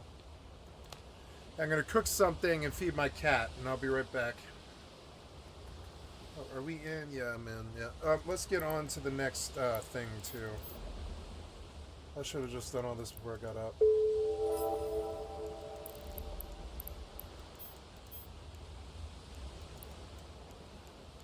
Yeah, good.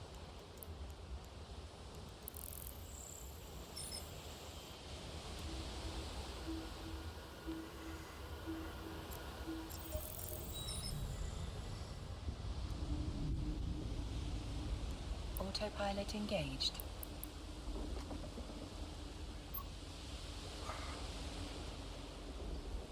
Warping to Stargate. Warp drive active.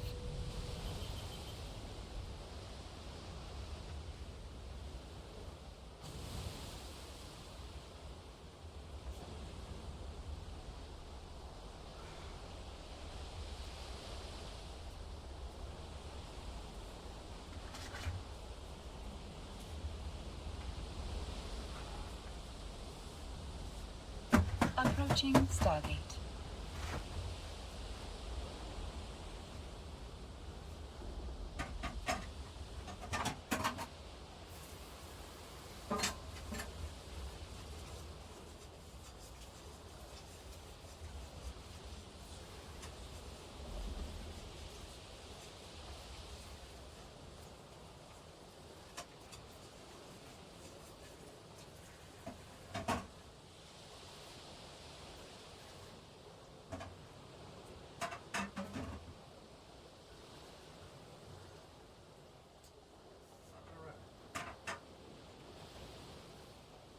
Dinner time for kitty time. Dinner time for kitty time. Dinner time for kitty time. You like that sound?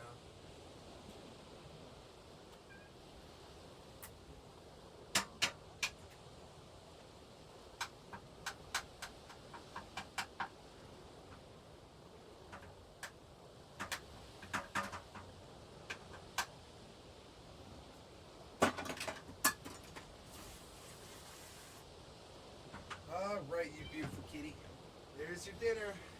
Enjoy. Not hungry? Autopilot jumping. I'm not eating, I don't care.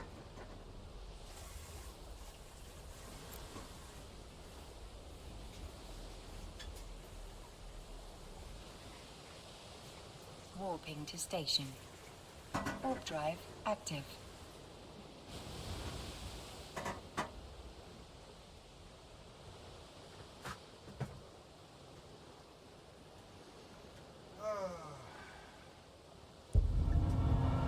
Approaching station. I will have one sausage and some falafel. Yeah, that's easy to make. That's falafel. Okay,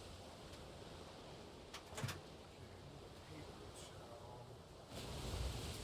Sausage. I'm gonna have to cut that.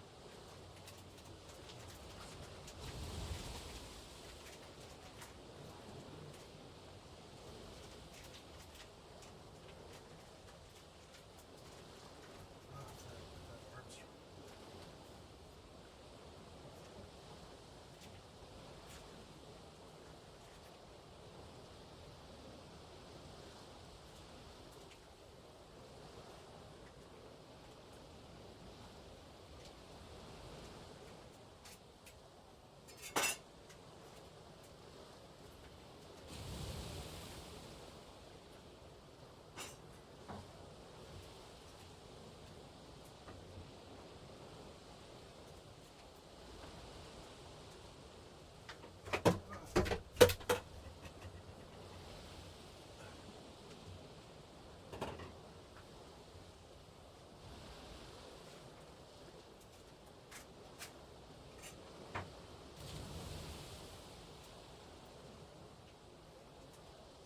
Docking permission requested.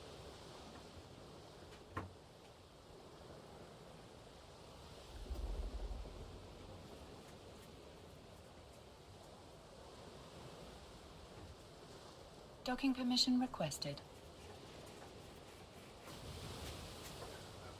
Docking request accepted.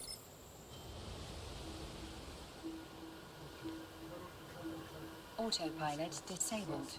Waypoint reached. Maybe I want the second one. It's kind of sausage.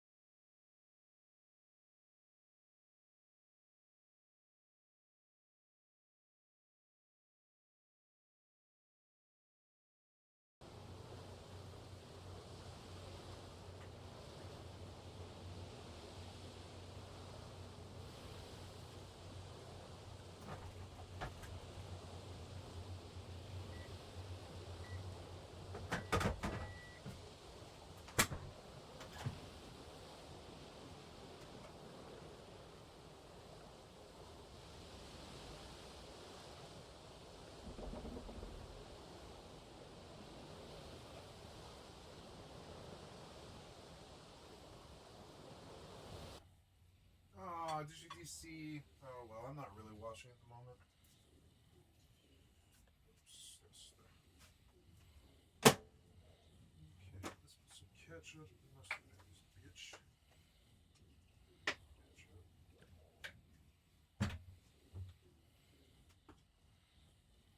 Mustard.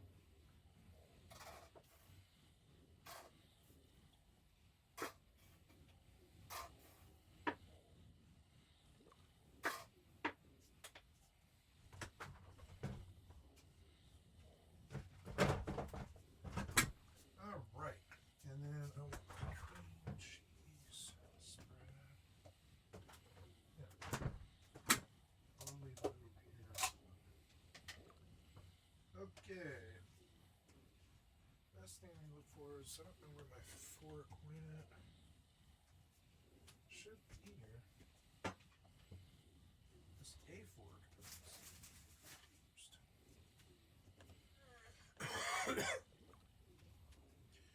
I don't know. I don't know where that would be. That's odd. Well, I guess I'll use that.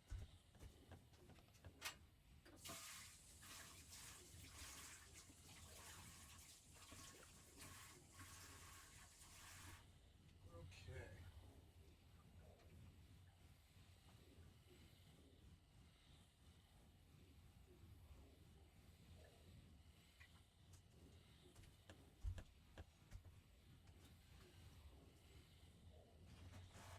Okay, I'm having sausage and falafel.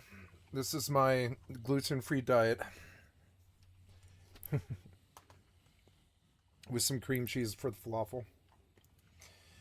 And yeah, you logged and you're not really playing. I don't want a sound in my ear though. Are we here? Yes, we are. Pretty good. We will get our Mimitar rep up yet. Because it's going to take forever. Autopilot engaged. Okay. Warping to Let Stargate. us Warp drive pay attention active. to the Philip DeFranco.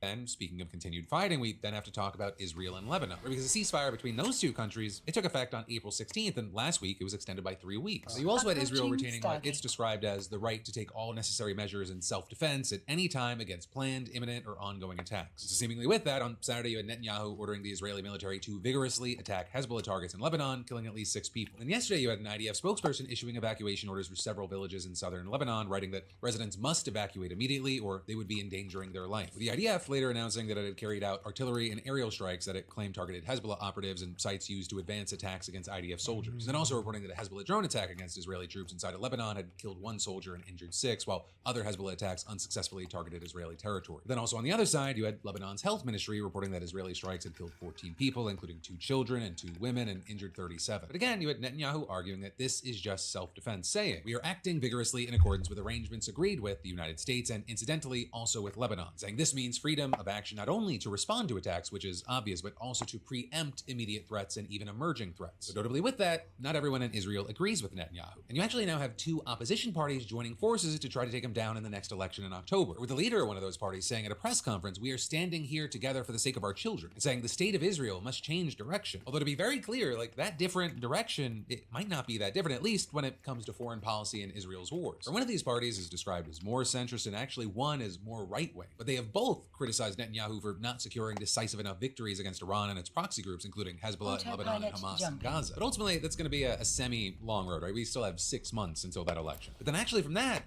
we've got to dive back into domestic news because a federal judge said that the DOJ produced essentially 0 evidence of any crime by Jerome Powell and a mountain of evidence that the entire investigation was just a tool to pressure him to resign or cut interest rates. But then the judge blocking it, the DOJ ignoring him, a Republican senator finally forcing him to back down, and now Trump's handpicked replacement could be confirmed within weeks. Right, we need to walk through this because it was a totally avoidable mess, and I think it also shows you where we are right now. Right, so this whole situation centered around Jerome Powell, the Federal Reserve Chair, the same Jerome Powell who Trump himself appointed during his first term. And Powell's term is Fed chair, it expires May 15th, though notably he can stay on as a governor of the Fed board. But for months, Trump has been throwing a tantrum because Powell's refused to lower interest rates to the levels that Trump wants. And so Trump's repeatedly demanded that Powell resign before his term's up, and he even threatened to fire him if he doesn't. So two important things here. First, Powell is literally just doing his job. Congress designed the Federal Reserve specifically to be insulated from political pressure because the alternative is presidents just juicing the economy for short-term political wins at the cost of long-term stability. Literally every time in history someone's tried that, it ended in inflation, recession, or both. And second, it's not even clear that Trump actually has the power to fire Powell. Federal law only allows the president to remove a Fed chair for serious offenses, not policy disputes. And so then, when the threats didn't work, Trump's DOJ launched a criminal investigation into Powell. And the pretext was a $2.5 billion renovation to the Fed's headquarters that's gone over budget, plus testimony that Powell gave to Congress about the project last year. And I don't know if you remember it, but basically nobody bought it. Most people that had eyes on this, they said this was obviously a pressure campaign to either force Powell to resign or get him to bend on interest rates. And that federal judge agreed, right? The judge ruled that the DOJ had produced essentially zero evidence that Powell committed any crime and a mountain of evidence that the agency was using its subpoenas to pressure Powell to resign or to cut rates. With the judge concluding that it was an abuse of power and blocking the DOJ from serving subpoenas to the Fed, and that should have ended it. But it didn't. Trump just kept pushing and pushing like he does, and it might have actually worked, except for one Republican senator who decided that it was just enough was enough. Senate Majority Leader Tom Tillis took a very rare public stand against Trump. He flat out refused to allow the confirmation of Trump's nominee to replace Powell, Kevin Warsh, until the DOJ dropped what Tillis called a bogus probe. So that was the leverage point, right? Trump has the votes to confirm Warsh, barely, and he needs Warsh confirmed before Powell's term expires on May 15th. Without Warsh, Trump's plan just collapses, so Tillis's no vote, it was effectively a hold on the entire thing. And so what you saw is that on Friday, the DOJ finally caved. Jeanine Pirro, Trump's prosecutor for the District of Columbia, announced that she was ending the investigation. Though I will note, she added a caveat saying, "I will not hesitate to restart a criminal investigation should the facts warrant doing so." She then also asked the Fed's Inspector General to review the cost overruns, which is interesting because the Fed's IG was already investigating it at Powell's direction, and also a previous review back in 2021 already found no evidence of wrongdoing. So Pirro essentially announced that she was closing an investigation while pointing to another investigation that already happened and found nothing and reserving the right to come back later. Because, you know, all of that, it makes sense. But more importantly for this story, yesterday you had Tillis announcing that he would now allow the confirmation process for Warsh to proceed. We worked a lot over the weekend to make sure that we were very clear that we had assurances from the DOJ that I needed to feel like they were not using the DOJ as a weapon to threaten the independence of the Fed. So this will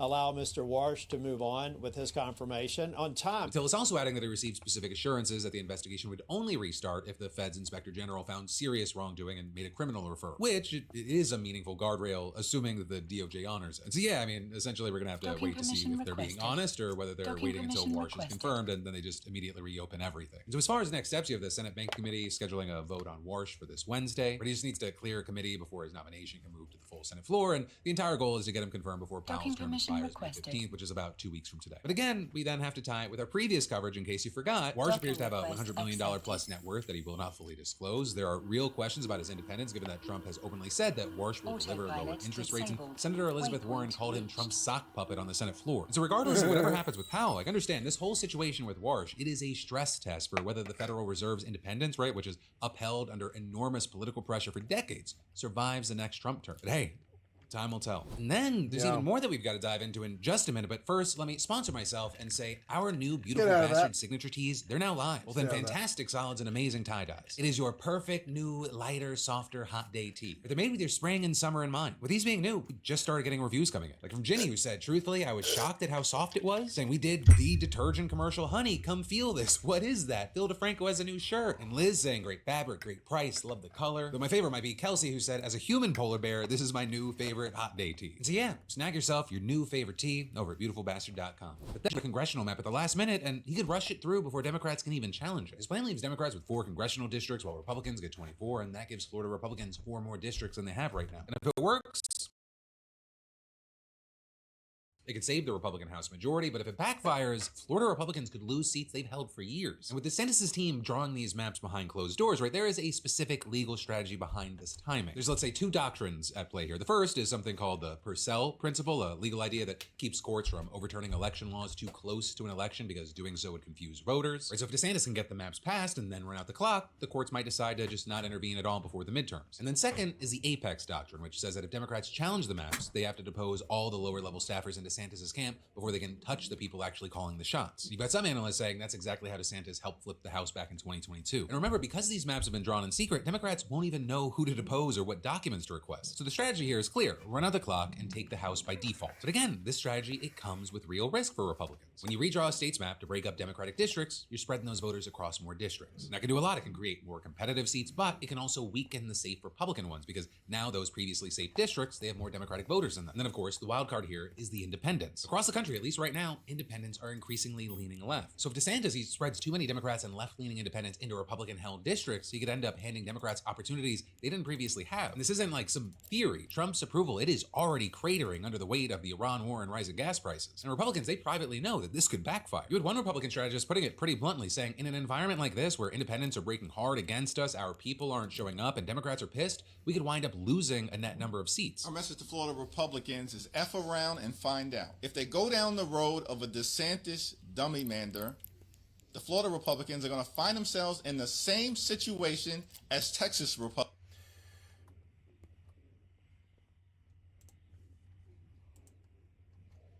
EVE Online, a case of kidnapping mission. What should I bring? What ship?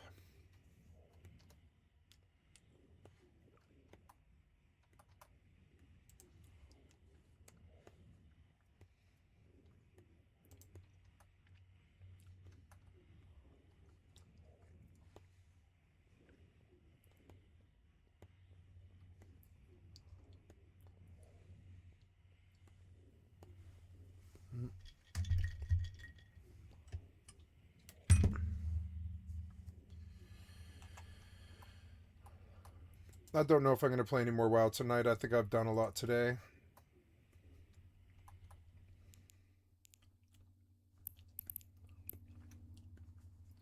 This is level 1.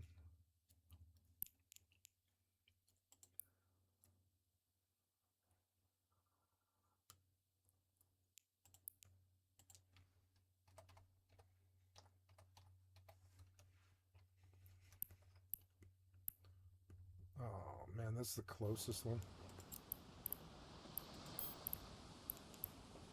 Oh look, I have a Tristan and Renz. Oh, thank God I have a Tristan and Renz.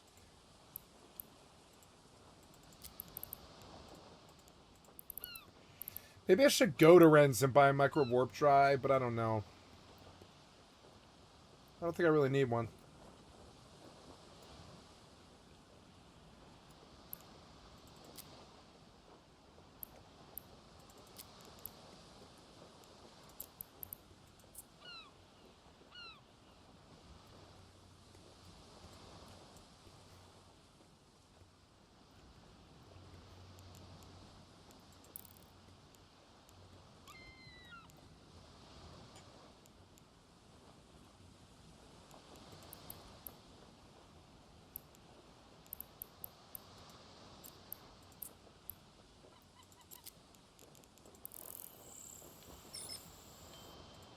Republicans who are on the run right now. So a lot of play, it could be a huge win, but it could also backfire. But also, here's the thing. Even if Florida backfires, Democrats still have to actually win these races. And right now, it doesn't seem like they can even agree on what to talk about, because there are basically 3 competing messaging lanes inside of the Democratic Party heading into the midterms. Lane 1, the economy. The clearest and most evidence-backed approach. Polls show only 29% of Americans approve of Trump's handling of the economy. People are feeling it everywhere. Gas, groceries, insurance, housing. For the midterms, give me what's most important to you. The economy. I just feel like we haven't had any reprieve. I really feel that, you know, Americans need breathing room, and we don't have that right now. It's really, really difficult for, you know, anybody to make it. That's how I feel. I mean, if I feel these pressures as a These eyelashes, they do look so bad. business person, I can only imagine what the middle class and lower middle class feel like. And this is the lane that Sherrod Brown's running for in his Ohio Senate comeback. Affordability and the working class. And again, it's the lane that has the strongest evidence behind it, because every poll shows that the economy is the #1 issue that voters care about. And you have lane 2, impeachment. Some Democrats want to talk openly about impeaching Trump again if they win the House. And honestly, even Trump knows it's coming. You got to win the midterms, because if we don't win the midterms, it's just going to be Approaching Stargate. Maybe they'll find a reason to impeach me. And while there's a lot of love and energy of holding people accountable, you also have some saying there might be an issue, arguing that we're living under a twice impeached, twice acquitted, and still twice elected president. You've got people arguing that 2 prior impeachments didn't lead to a removal, and to a lot of voters, leading with impeachment as a midterm pitch can come across as the wrong priority, focused on Trump instead of real people's lives. And then you have lane 3, the 25th Amendment. And this is in part Representative Jamie Raskin's push, and it's actually picked up some real momentum. 40% of House Democrats have actually signed on, with 84 new supporters just last week. And if you stumble across this video, you don't know, the 25th Amendment allows Congress to set up a special commission to determine whether the president is mentally fit to serve. You've got some Democrats arguing that this approach actually meets voters where they are right now, because public concern about Trump's mental health,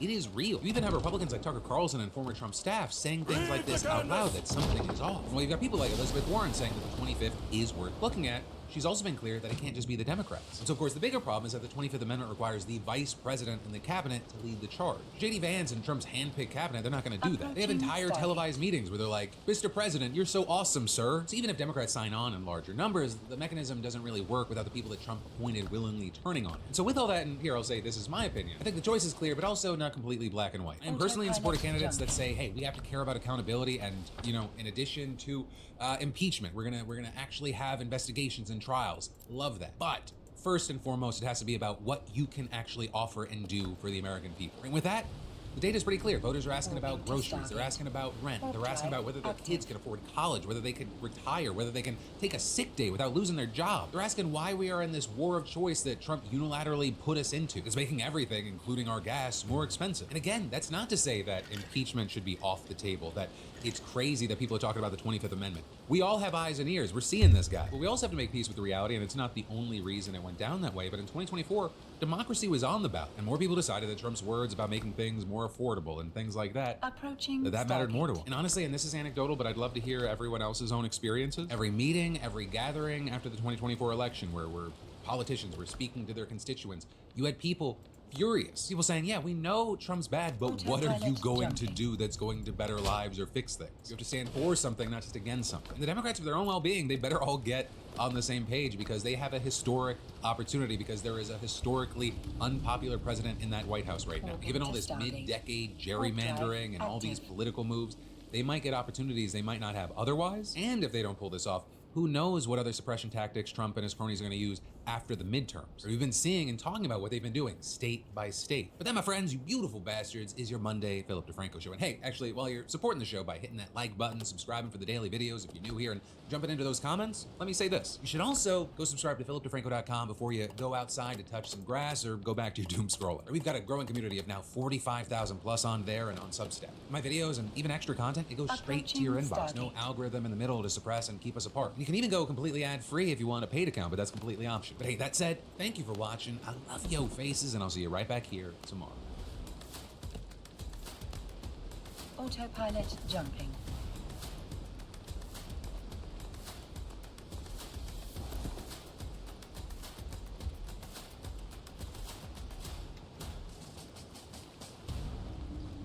Warping to station.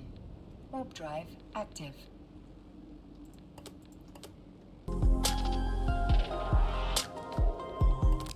Hello family, welcome to Bob's WTV. Man, have you noticed that about white collar jobs? Man, it's been rough out there, man, super rough. But we got some data today that I'm gonna show you. Let's check out this video right here.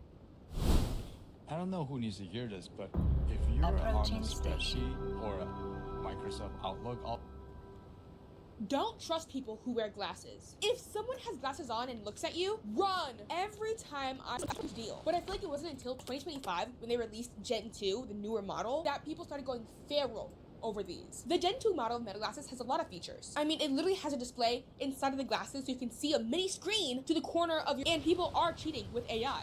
Well, shit didn't work, chat. I went in that bit, he gave me the exam, I took a pic on that bit, walked out, right, go to the bathroom, I got all the instruments. Now, I come in that bit feeling good. That bit talking about,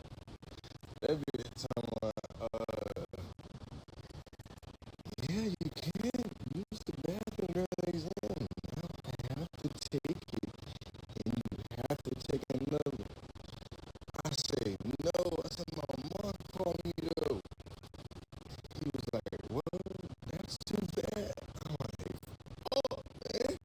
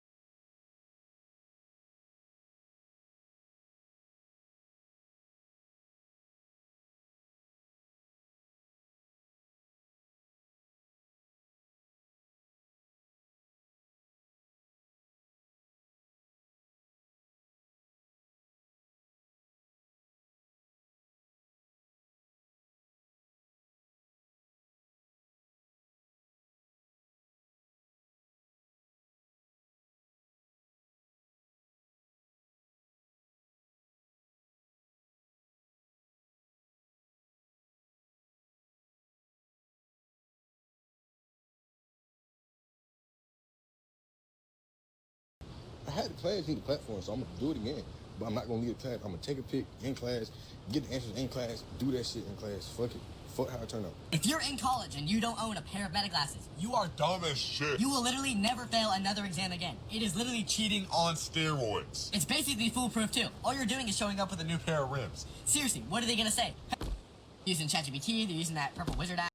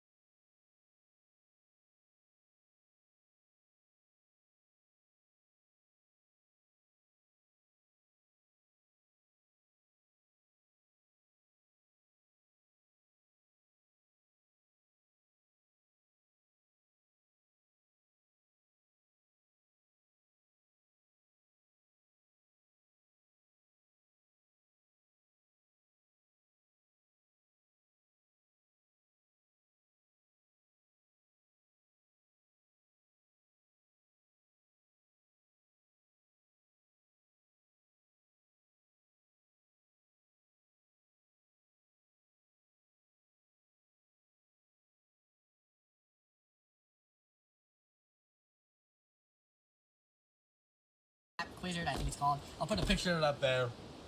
Take a photo of whatever problem you have, spit you out a perfectly generated summarized answer. But honestly, in person, there's not a lot of methods to pass exams.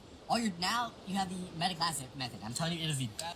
Why would you cheat? You're not going... The teacher will catch you when you don't know the material. You're stupid. Cheating is a guaranteed way to make sure that you don't fucking do as well as you would have if you didn't. It's not constructive. It doesn't actually help you understand. All it does is give you Dunning-Kruger.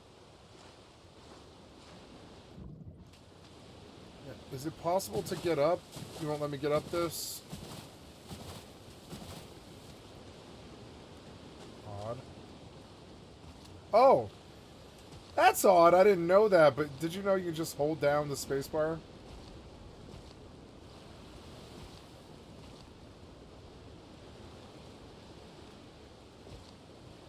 Sort of odd. I wonder why.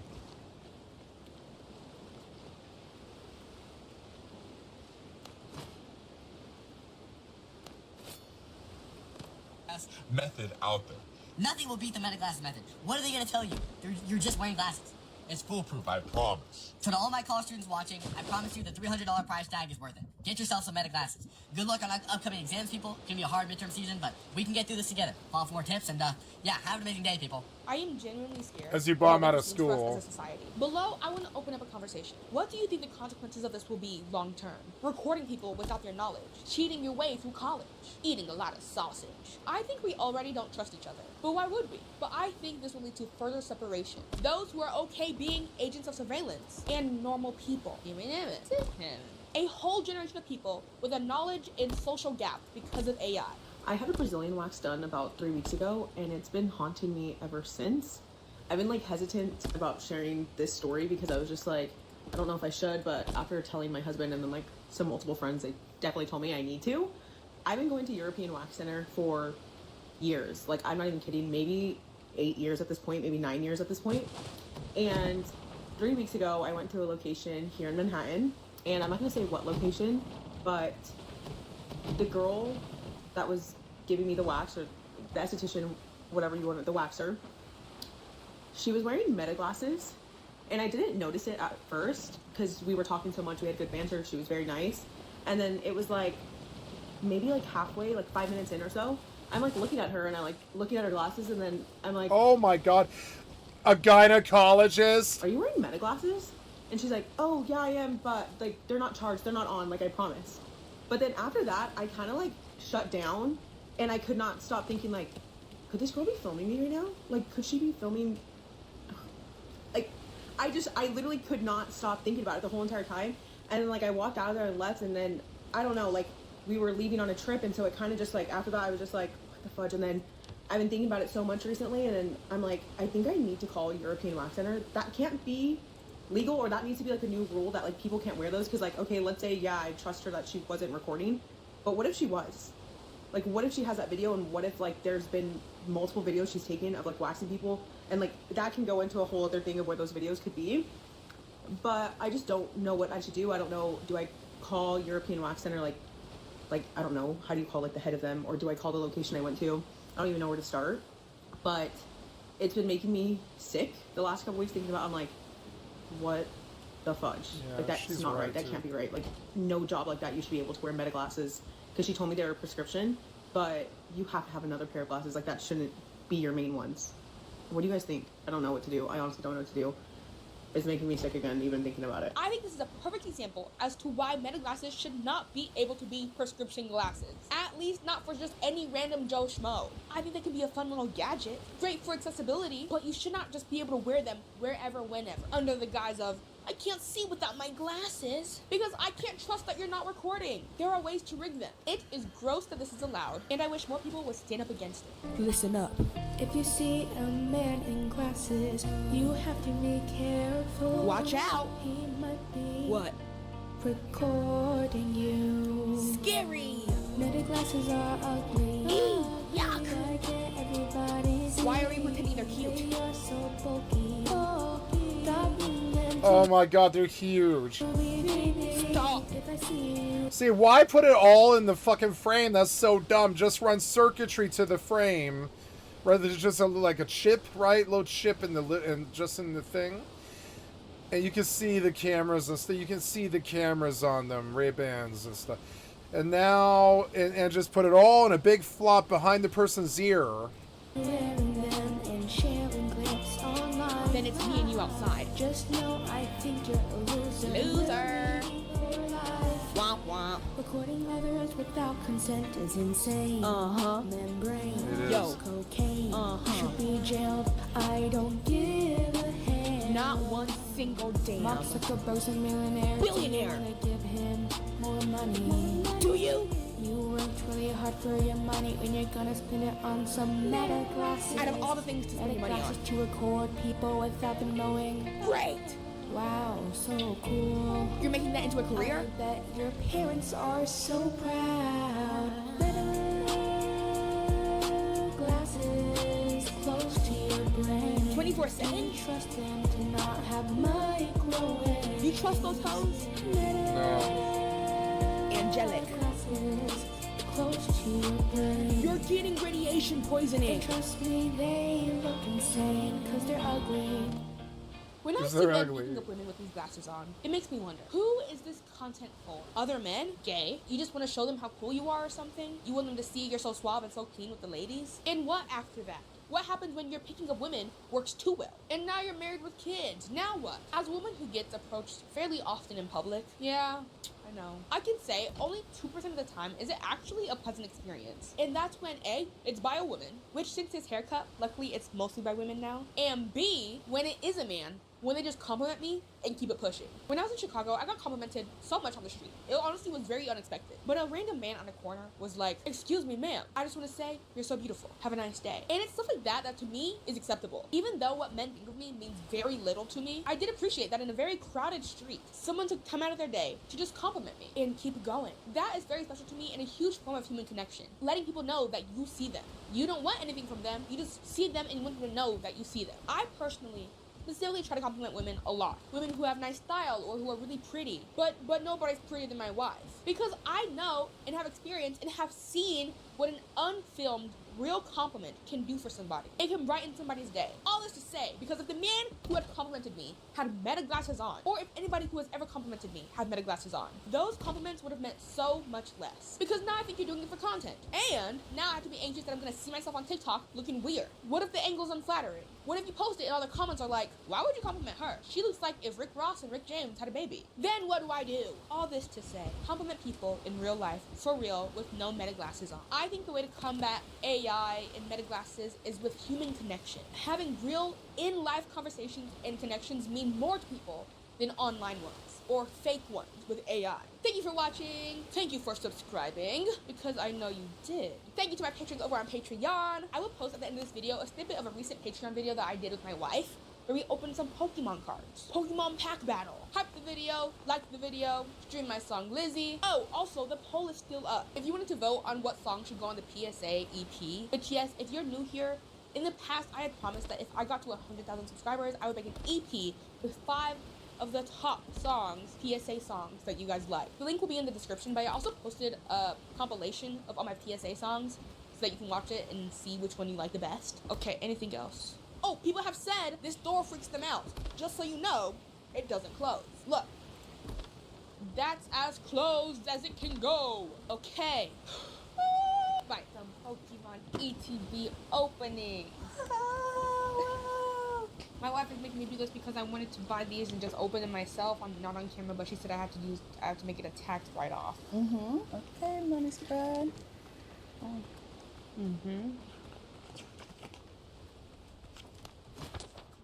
Then you take a pack. Okay. Oh, she married a white girl? Oh, she married a white girl. How cute. I wonder if she's from Muncie, Indiana, too. Strange attacks on billionaires. Okay.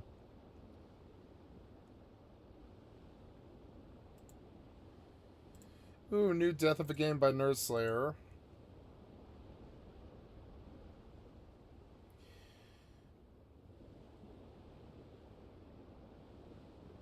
Harassing kids with God. The faithful sheriff harassing kids with gods. Oh, no.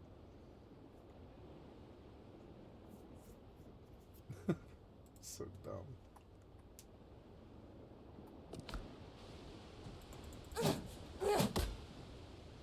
Did we do what I told you to do? Yeah, go.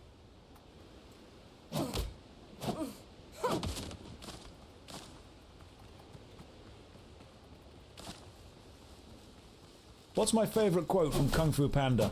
Use the Force, Harry. Harry was such a chump. I'm not a massive fan of the Harry Potter series because there's a plot hole in it, a pretty major plot hole. That is, Voldemort could have just punched Baby in the face. I don't understand why Voldemort sneaks into this room at night like, I'm going to cast a spell to destroy this, throw him out the window. It's a baby. Alright, that would have worked just as well. That would have achieved the same goal you needed to achieve. You brought magic into this, you made it way too complicated. He wants to trigger Harry Potter kids, which is kind of a funny premise, sort of. That's the problem, right? Just yeet. Yeet us, delete us. That would have worked way better than whatever you were trying to do. Like, you were literally fighting a child. Eagles Mount Doom. I find it difficult to take the big bad evil guy seriously if he struggles to kill a baby. Wasn't he under a protection spell? Yeah, I'm pretty sure that the protection spell can be defeated by gravity. You cannot harm this child with magical means. Just punch him in the face, it's a kid. Right? That was it. I'm sorry, but Harry Potter is just a guy that grew up to marry his high school sweetheart and become a policeman. Hey, we've got the Galgan's Firehammer. Blast a target of 80 to 112 damage. I don't need that. That sounds nice, though. If that's what you want to do, you go for it. If that's the life you want, have it. Even Apollo's angry. Yeah, he's just like, yeah, just use a gun. Just like, if Voldemort had just used a gun, the entire Harry Potter series would have just become one relatively interesting episode of Midsummer Murders. It would have ended up on one of those kind of true crime podcasts. Callie, I agree. Voldemort could have just cast the ancient spell of pillow over face. Anyway, that's my hot take. What's my cold take? Real-time strategy games became MOBAs, which is why they don't bother making real-time strategy games anymore, because the audience isn't really there. Okay, do you want my cold take that unfortunately uses technology? Some of the most popular video games at the time become popular because they use and exploit what the best technology of the time can do. Once you have games and consoles and computers that are capable of showing, you know, colored graphics, you make games with colored graphics. Once you have computers that are capable of showing 3D, you make 3D games. Some of the most successful video games of the time become successful because they exploit the early advantages that the technology allows them to do. So you get games that, you know, push PCs to their limits, push consoles to their limits. Real-time strategy games were a way of pushing PCs to their limits when they couldn't process a huge amount of stuff that wasn't necessarily top-down 2D. That's what it was about doing. Classic MMORPGs like World of Warcraft used tab targeting systems and not active action systems because they were a way of pushing what PCs could do at the time to their limits. Now, a PC can do far more than whatever is required to run a classic real-time strategy game, and because of that, people don't find it impressive. Video games often try to catch up with whatever technology allows them to do at the time, and if they are unable to do the thing that they want to be able to do, they work out how to do what they want to do within the limitations of the technology of the time. And so games that I really like real-time strategy games, were often super popular because they were playing into the maximum levels of the limitations of the time. If you were to release a real-time strategy game today and it were to be the same as the ones last time, would it be a popular game with the people that play real-time strategies? Yeah, absolutely. But would it push computers or consoles to do something they'd never done before, or would it push them to their limits? Probably not. I also think that 2D Pokemon games are better than 3D Pokemon games because it was always about the style. I think certain Pokemon sprites work better in 2D than they work in 3D. I think the push to make everything 3D actually ruins several games. People think that every single Pokemon sprite needs to look as it does in 3D and, you know, have exactly the same styles. Certain values and sprites work better when they are 2D. And the reason for this is they were playing to the limitations of the time. Pokemon games nowadays do not push the consoles that they are on to the... People always say that Pokemon Red and Blue was super impressive because they managed to pack so much data into such a small cartridge, and I agree. That's one of the reasons it became so bloody popular. It was pushing the console to the limits at the time. Do we think that current Pokemon games are pushing the consoles to the limits of what they can possibly be? Are we ever pulling a Pokemon game now aside and going, oh my god, look at how absolutely incredibly impressive it was that they did this? No, we're not doing that anymore, because they're not doing things that are as impressive. Sometimes the super impressive games are the ones that push what is possible at the time so far that people at the time are forced to take notice of what that game is. And then in the future, we're talking about how bloody impressive the game was. We're still talking about how incredible it was that you can put so much data onto a Game Boy cartridge. Nobody's going to be looking back at the Pokemons on the Switch and thinking, oh my god, it was so incredibly impressive that they did this. No, it's not impressive anymore. They did it, but it's not impressive. That's my cold take. Rollercoaster Tycoon was super bloody impressive because they had to write a programming language just to make it work. Video games that go out of their way to do something that's not been done before or that won't be done for a while afterwards become iconic, become legendary. It was written in machine code. Oh, okay. They all do that. I suppose they act like Roller Coaster Tycoon is special because that's the game that they play. So goddamn dumb. Every fucking video game company makes their own engine. What are you talking about? Roller Coaster Tycoon isn't special. What do you, I mean, what's, they have to make their own programming language? That's what engines are. What are you talking about? You guys are ignorant. Yeah, they make engines. That's programming language. Same thing. You use the phrase programming language because I don't think you know what programming language means. It's an engine. That's what engines are, a programming language. Cool. My house is sweet. If I leave stumps, will they grow back?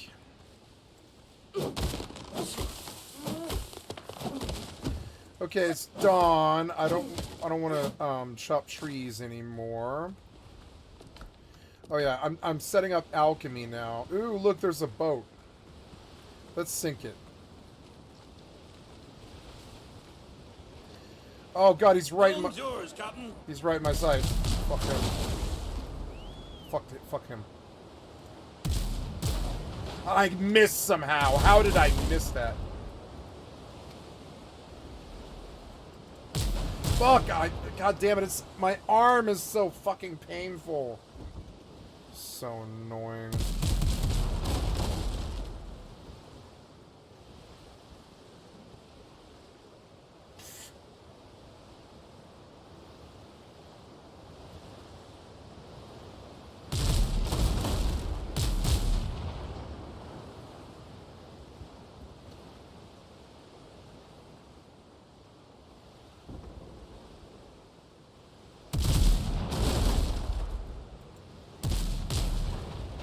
Hit him.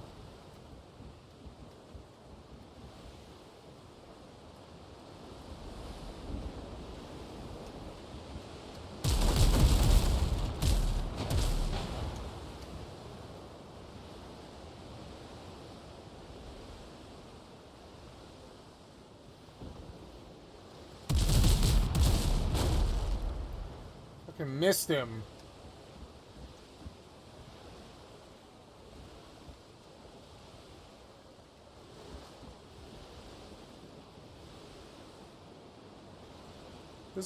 This game's so good.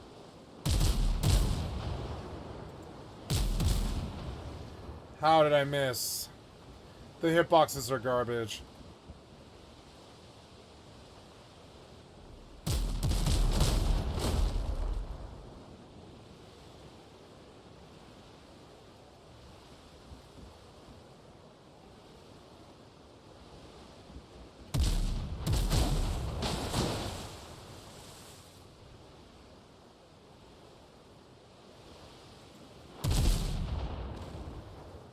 There we are.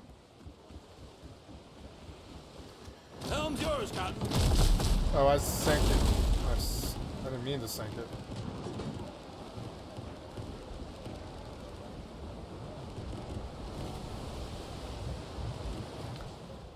It was nice of them to come to me.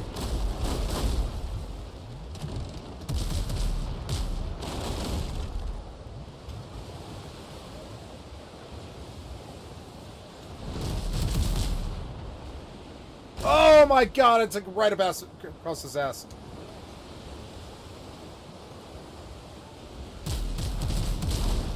Hurry up, you. We gotta get a shot here, go. The hitboxes are garbage. I'm hitting these fucking shots. You're stupid. Skull and Bones definitely did that much better.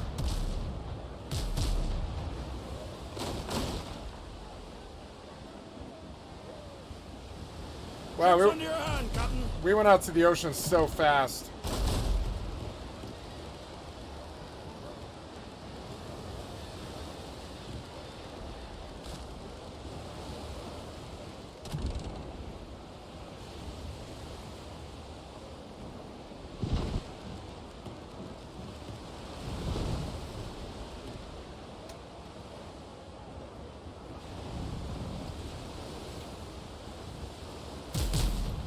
God damn it.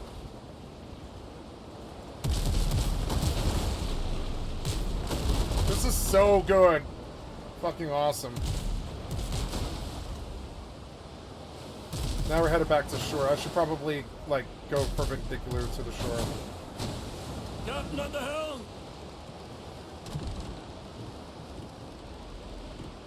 Hands to the hull.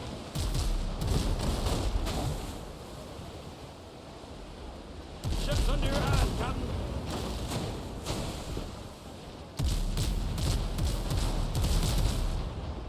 Did I get him? Yes, I did. Oh, good, he's disabled.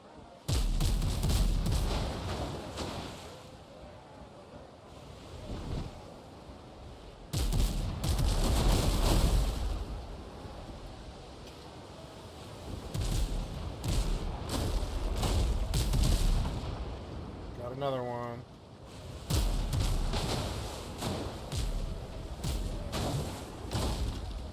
Helm's yours, Captain. Reef the canvas.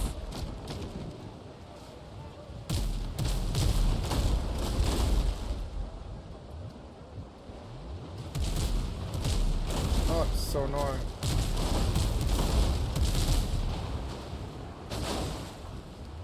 This is so good. Fucking awesome. Wait, where are we? Yeah, we're moving slow. Fuck it. Fuck you. Captain at the helm.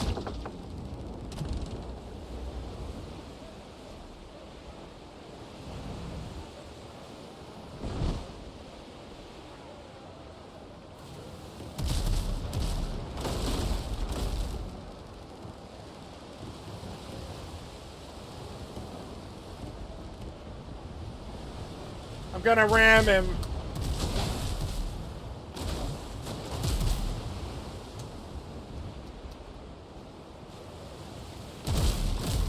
Thank you.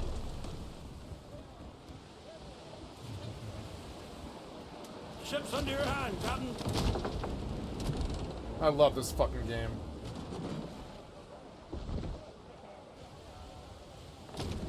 More sail, more speed. Ease the sails.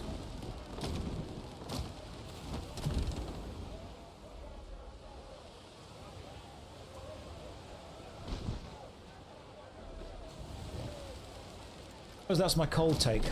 I like real-time strategy games, but I think real-time strategy games were popular when a brand new real-time strategy game was able to push what a PC or console could do at the time. Hopefully Dawn of War 4 is good. I would hope so. And Maslow says, you know, I'm finding more appreciation for how much skill talking and gaming require. Are you talking at the same time? Are you also streaming? I mean, fantastic if you are streaming as well. Congratulations. Hope it goes well for you, bro. I'm going to see if I can just AoE some stuff over there. You find it funny they skipped straight to Dawn of War 2 after Dawn of War 4. Dawn of War 3 I wasn't a big fan of. You're not really. Are you, like, talking to people at the same time? Warcraft 3 had insane RPG layers woven into real-time strategy games. Absolutely, it did. It really did, and it was a good game for it. That's why Warcraft 3 became so well known and so liked. Don't forget the added difficulty of being entertaining while streaming and gaming. There's a complexity to it. Can you guys think of any video games that became super duper iconic because they did something that pushed the limits of the system at the time? Like, people talk about Sanity's Requiem. Silent Hill was a good example. Silent Hill couldn't do the graphical thing that it wanted to do, so it kind of lent into the limitation of not being able to render the entire town, and it became iconic. Doom really pushed what a first-person shooter could be. Portal was a good example of the whole 3D thing. Sometimes video games really push what they can be. Daggerfall was able to push it in a just physical world-size thing.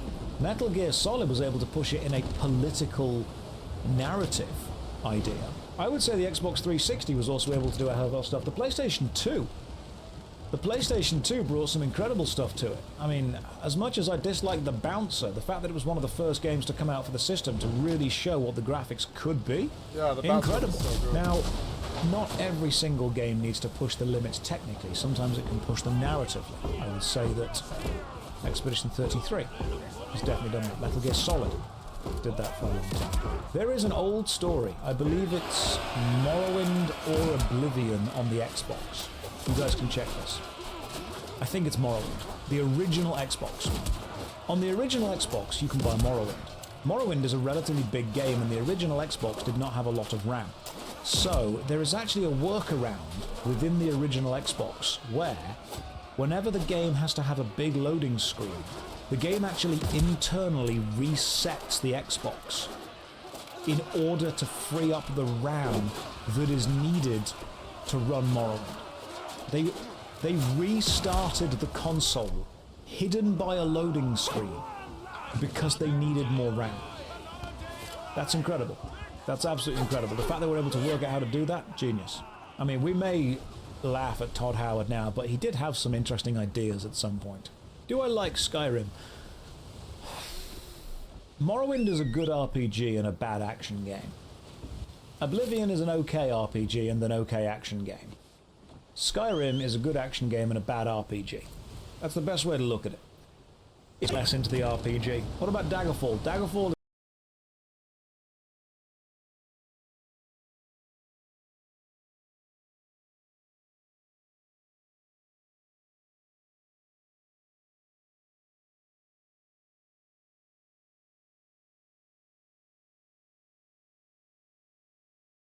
is just a tech demo of what PCs can do.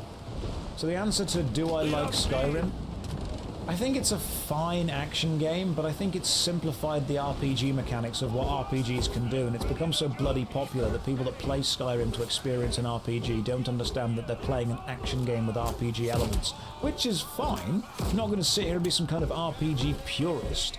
You can play action games with RPG elements, but I think that unfortunately it just seems sometimes weak at the time.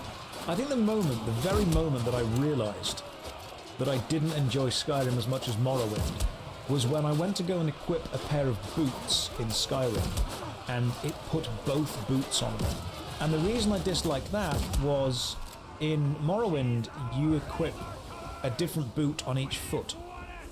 And I liked that. I thought that was cool. That meant that finding, left boot and right boot was part of the adventure. But immediately equipping both boots in one go made me think, oh, this isn't actually a boot I'm equipping, this is just foot armor.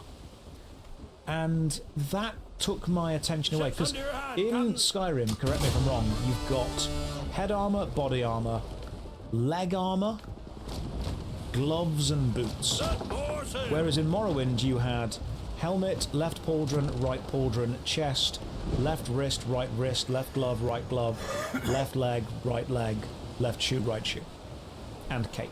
I think you had capes. Which is incredible. Skyrim is helmet, body, gloves and boots. 4.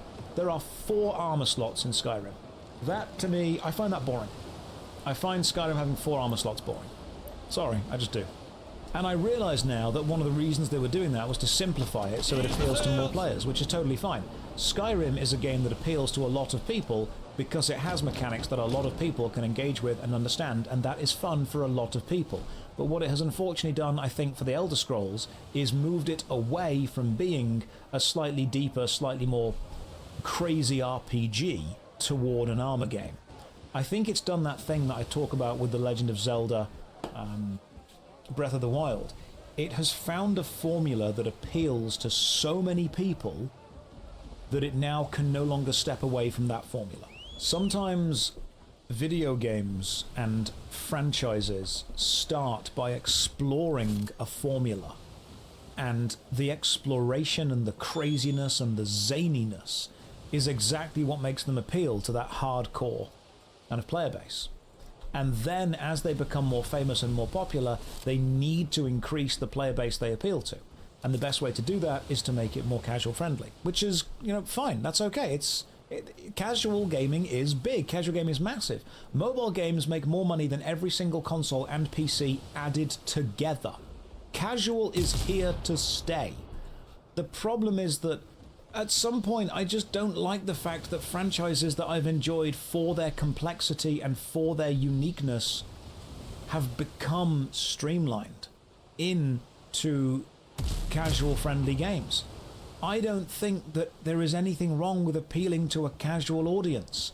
I just don't like it when games that I've got invested to because they were complex starts appealing to casual audiences.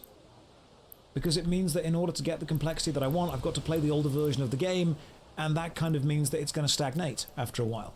I guess that's my hot take. Have I heard about Lantern of the Laughless Saint? Yes, I have. I've watched their trailer, and I thought their trailer was fantastic.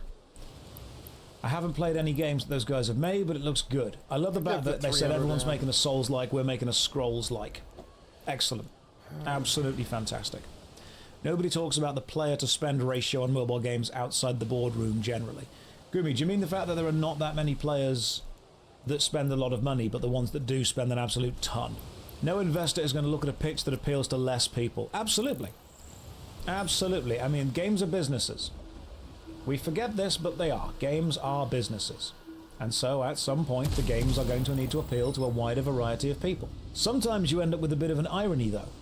The reason the games became successful was precisely because they appealed to a specific demographic. And by changing to appeal to a larger demographic, they actually lose the people they originally appealed to. Can you guys think of an example of a game that became successful because it appealed to a niche, and then because of investors and because of being a business, it decided it had to appeal to a bigger niche, and in doing so lost its original fan base? I think Dragon Age is probably the example most people will go to. I mean, World of Warcraft retail could be an example of it. Do you think Magic the Gathering has done that? I think Assassin's Creed has definitely done that. Assassin's Creed was a stealth game. It was a relatively historically accurate stealth game using elements of fantastical magic and mystery in ways that were never fully explained. Then it just became a game about any time period in time ever where the Templars fought the Assassins. God of War was another one where they changed it for it. Do you think the Elder Scrolls has done by moving away? I would say the Elder Scrolls definitely has. The issue that we have is line must go up. So there's a button in Tekken 8. I think it's Tekken 8. And don't get me wrong, I like Tekken 8. I think it's good fun. But there is a button in Tekken 8 that does like a super powerful, amazing, ultra cool combo attack. And provided that you... Because when you take damage, you build up this combo bar. And when you are at the top of the combo bar, you can just press one button and do a crazy powerful combo. The Rage Art, that's the one. Now, I didn't know this, but there is a setting in the kind of the button menu where you just press and it automatically does the Rage Art. And if you get the Rage Art off first, you win. That's just kind of how it works. Sorry, Tekken 7, that's the one. So what I've realised in Tekken 7 is the strategy is to punch the enemy for a bit, get punched in the face for a while, then press the Rage Art button. In casual games, that's what every single Tekken battle becomes. That's all it is. Rage Arts are heavily punishable on block. Yeah, we're not talking about people that know how to block, we're talking about people that don't play fighting games that say, hey, we'll play Tekken, that they just straight away get given a controller. Kill, Tekken is shit. No, it's not. It's a game that is absolutely fine. You might not like it, but think slightly deeper on stuff that you're, critiquing and objectifying. Be smarter than just saying something is shit. I still like Tekken 2. I think Tekken 2 is fine. The reason that I dislike the game with the Rage Art system is that it simplifies the choice. As soon as you've got the Rage Art choice at the top, you just press it. Oh, Tekken is the shit. Gotcha. If it's the shit, that's fine. I like Tekken. There's a discussion and debate about the type of meta with the I win button, who can press it first. About the early access for newcomers and casuals. There is always an objectively correct choice to make in tactical games. The complexity comes when the objectively correct choice is kind of obfuscated slightly. Tekken was fun for it. I just think there are elements of the newer Tekken games that are lazy. Didn't Street Fighter change for the worse? I would say Street Fighter 2 was one of the games that basically invented the combo system. Correct me if I'm wrong, but didn't Street Fighter 2 create the combo system by accident? Right, Kilo, if I've misheard you and you were saying that it's fine, then that's my bad. Soul Calibur was fine and fun as well. Combos were unintentional at first and then happened in Street Fighter 2. Yes, love that. I also think that we are in a video game boom right now. And one of the risks and one of the problems that we're seeing, and correct me if you think I'm wrong on this, yeah. Every game has to be the best thing ever, otherwise it's crap. I love this game. And I think that partly gamers that expect everything to be amazing are to blame. It's totally okay for a game to release, be fine, finished, and then move on from. What I really hate is when A single-player game releases, and then you'll see a stupid article on IGN like, this game lost 95% of its player base in the first month. I'm like, yeah, people finished it. People downloaded it, played it, had a good time, finished it, and moved on. It didn't become their thing. It didn't become their life. Not every game is a forever game, and that's okay. I actually saw an article saying that Expedition 33 had lost 95% of its player base. No, it didn't. It didn't have a player base that it needed to maintain. It was a game with a story, released, people experienced it, moved on from. That's fine. The fact that every game has to be a forever game, everything has to become your life. You can only play one video game, and if you leave, you are, hurting your hobby. That's stupid and dumb.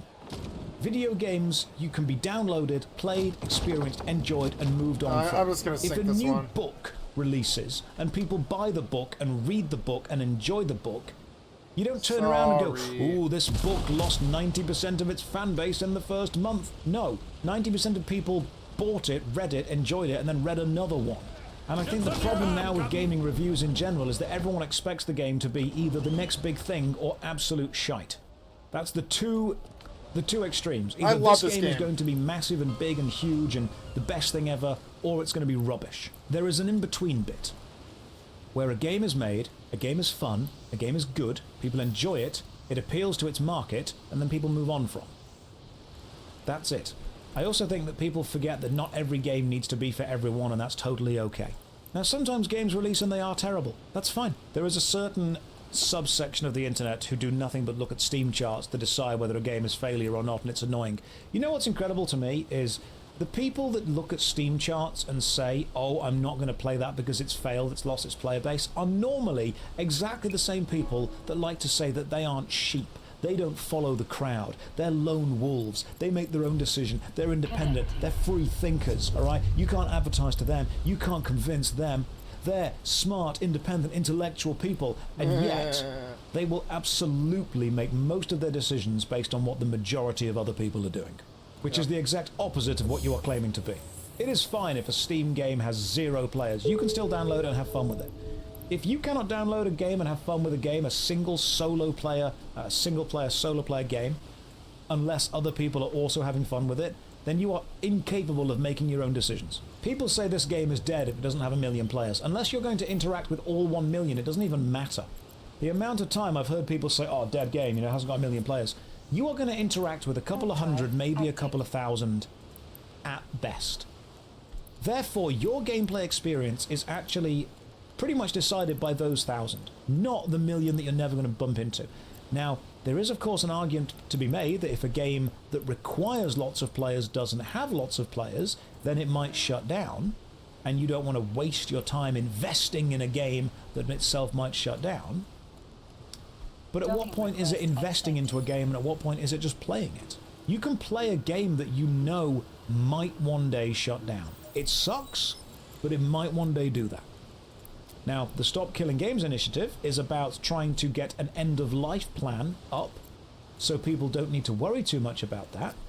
But I still think we also need to make decisions based on the idea that not every choice we ever make is going to be the choice that we make for our entire lives. Sometimes it's okay to make a choice because you want to enjoy it for the next week or two. You want to enjoy it for the next month or two. You want to enjoy it for the next year. Sometimes it's okay to make a choice with no guarantee that it's going to be the choice that lasts. Nobody likes doing that, but it's okay to do it. If you are only choosing to get involved in entertainment that you think is going to be around for your entire life, are you bothered about the entertainment, or are you bothered about the community connected to the entertainment? Because that's what it is. If you need a guarantee that the thing you're getting involved with is going to survive, you're trying to treat the time you're spending now as if it's going to have value in 15 to 20 years' time. The time that you spend has value now because it creates the memories you're going to have in the future. Sometimes it might last, sometimes it might not. It will suck if it does, it will suck if it doesn't. The idea of investing in a game is crazy. I think you guys need to understand something. Stuff sucks when it ends. But I think we've got enough evidence to prove that sometimes it sucks when it continues as well. So maybe the best thing we can do is just enjoy the thing that we have while we have it, hope that it lasts, and enjoy the time that we've got now. I don't change how much I enjoy something in the moment simply because there is a chance it might not exist in the future. You don't need to follow one thing forever. You didn't make friends in primary school and then suddenly sit down and think, you know what, this person might not be in my life forever, therefore I'm not going to invest in being friends with them right now. You were friends with them at the time because that's what mattered to you. Sometimes you're working on projects at work that will matter right now but won't matter in a couple of years' time. You can also say, hey, this won't matter in a couple of years' time, but it will matter right now. So I'm going to do it now. This is important to me now. Watching Firefly, it's good. Ninja, enjoy the first season, man. That's all you're going to get. You guys can make friends with someone for one day. You can make friends with someone for a week or for a month.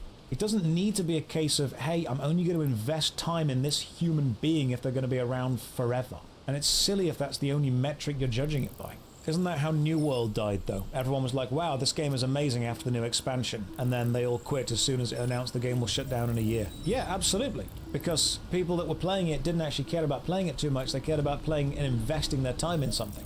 Which is why I'm saying, don't worry about investing your time in something. Enjoy the experience that it gives you. If you're playing a video game and then suddenly it's revealed that that video game is going to shut down, you have a couple of choices. Stop playing the video game because you don't like the fact that you're now investing time in something that might shut down, or keep playing it and enjoy the memories that you can create before it goes away. Remember how I came in the other day and asked if you played Turtle WoW? Yeah, so the problem is too many people kept asking that and Blizzard took notice and decided to ban it. If nobody had asked, it would have been fine. Yeah, you could have had a year of fun while it was there. He's right, too. Absolutely. Also, Turtle WoW was advertising on YouTube. No, it's not you, Joss Reves, of course. It's Turtle WoW was advertising on YouTube, and so is Ascension WoW. Ascension will be the next one to go because Ascension advertises on YouTube too. That's like saying I take your game, I rewire it, I sell it on YouTube, and then the guys who play it, they pay me gacha money instead of you, and it's more money than you make or whatever. And it's like no.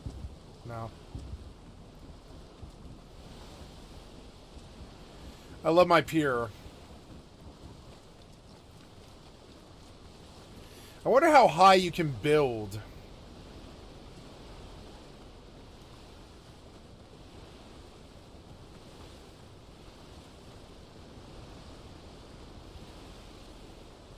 I love this game. It's like an EVE Online, but you know, but in the age of sail. It's actually so good. Oh look, there's 2 more ships. I'm gonna repair my ship.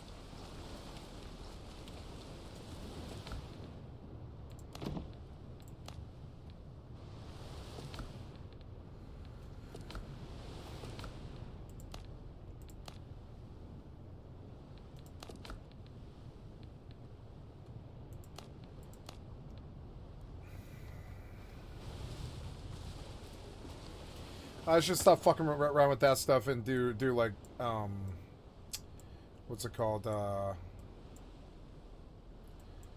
mission stuff, unfortunately. How's this? I guess I'll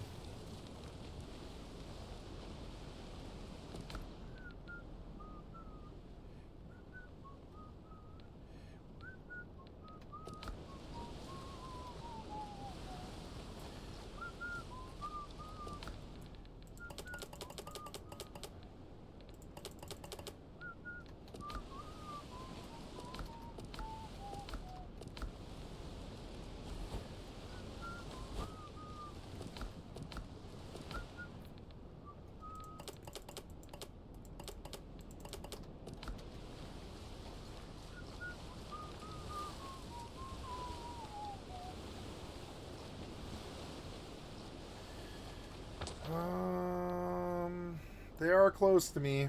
I should probably hit them when they're close to me like this, but it's also sort of a distraction. I suppose I should go out there. Oh, I want fast travel bell. All right, I made an alchemy bench and I'm going to use it.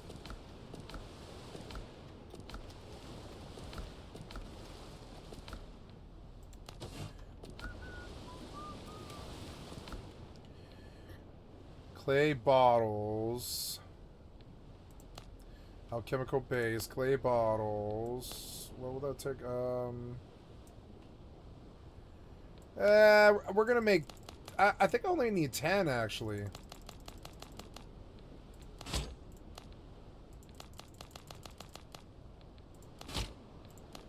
Nice. That's an upgrade finally. Oh, well, I don't know. It's not really. Well, yeah, it's an upgrade that I can make it. Yeah, that's good because it's like because I kind of need that. Yeah, make me one of them.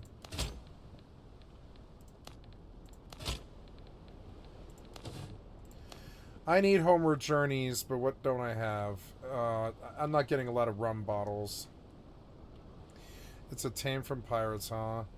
I like homeward journeys, but yeah, I don't really have the mats, so unfortunately. Sad. Oh well. What is healing potion? Oh, healing herbs, okay. Elixir of cruelty. A higher... Oh, I didn't attach the thingy to it. Oh, I'm gonna need copper pots, but I don't know. I don't think I can make copper pot.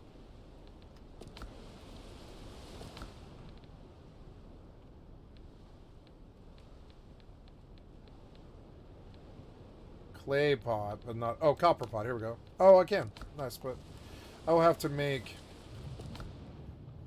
Oh, no, I don't. Just do that. Okay, so copper pots was... Copper pots, yeah, I want 10 copper pots.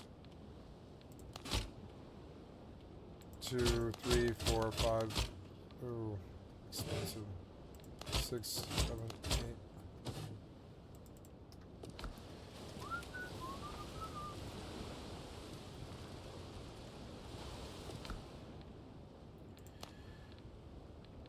'Alchemical base, 9, 6 Bortussin, 5 pearls. Oh, a higher level station is required, but stove and pot.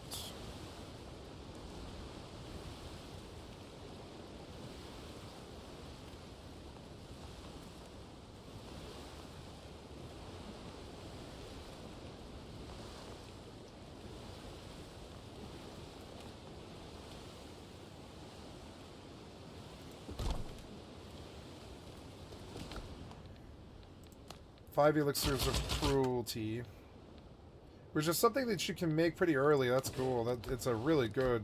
Not eaten any. Oh, I did have aspirin in the morning, but I went to.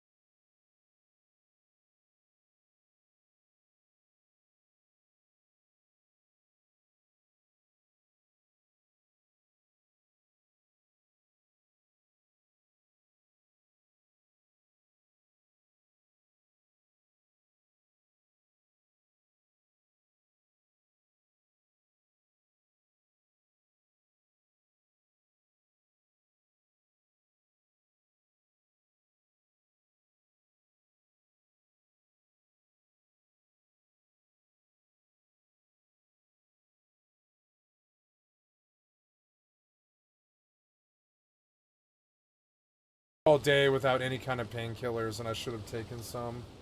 Oh, I'm very late. Son of a bitch. I'm only 5 minutes late, though. Active.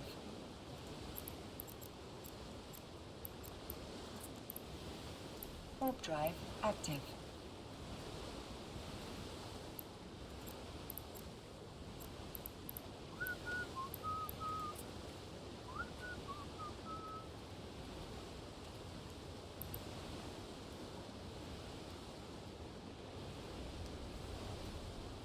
Doing an ice hop on Eve, so I'm gonna stay up late tonight. But I mean, eh. Wait, when is first Thursday?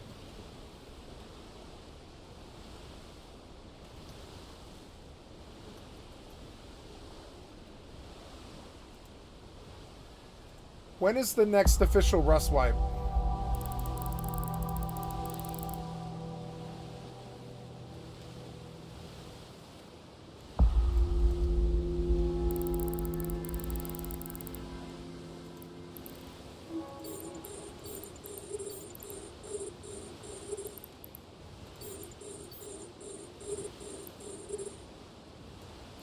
Odd.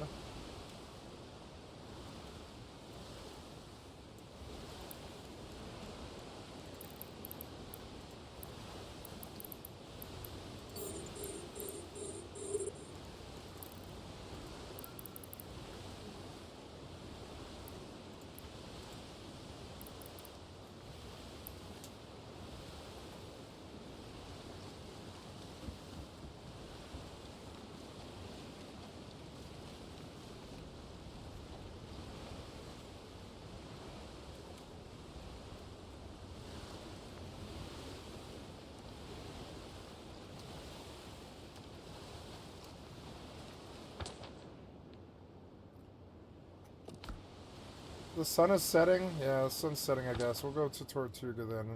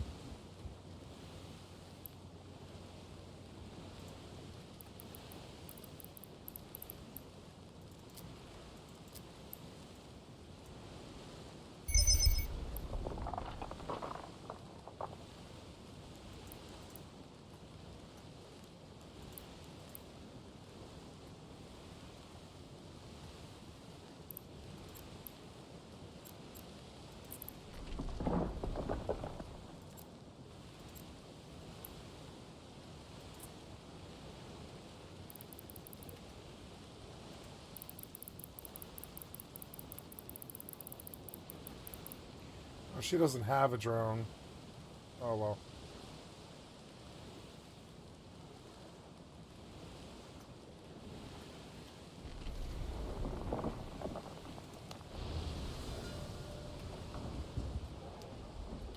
The ship's under your hand, Captain.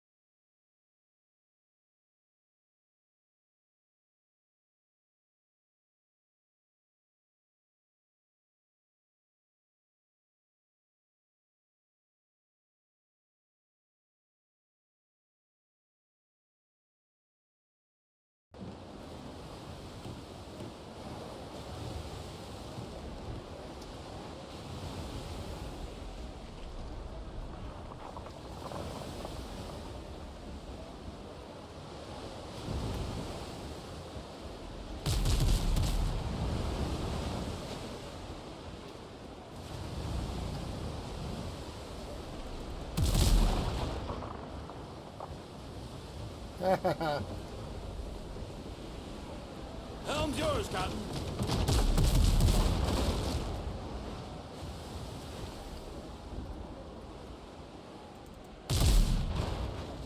Haha, sec him too. Helm's yours, Captain.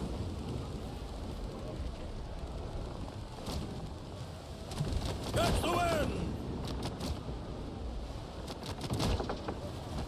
Reef the canvas!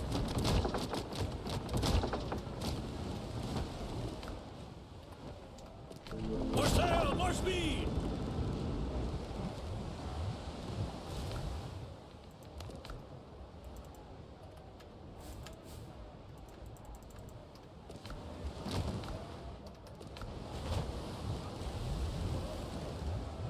Here we go.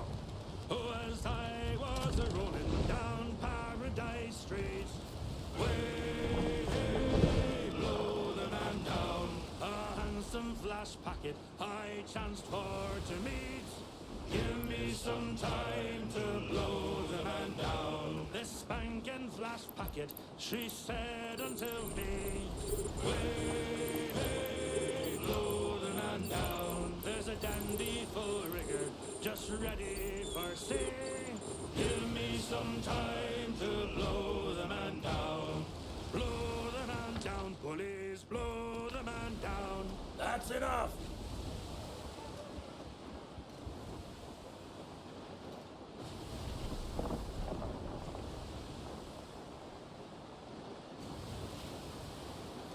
On the up roll.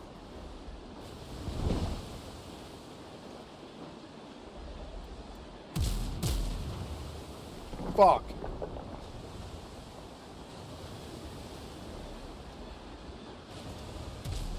I want to ram him. What the hell?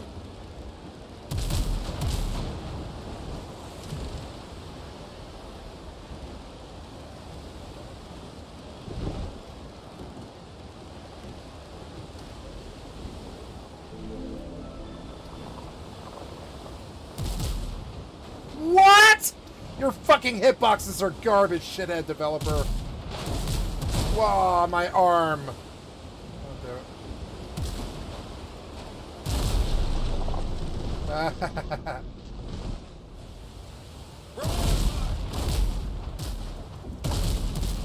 Fuck you.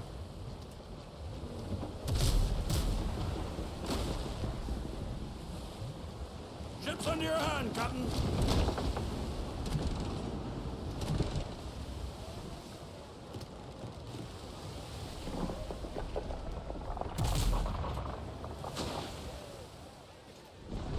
Fuck.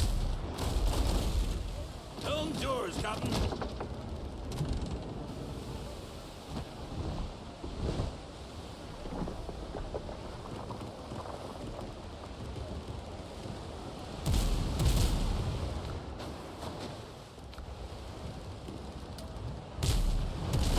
Oh, damn it, get out of my way, you fucking scrub. This is a battle, you fucking moron.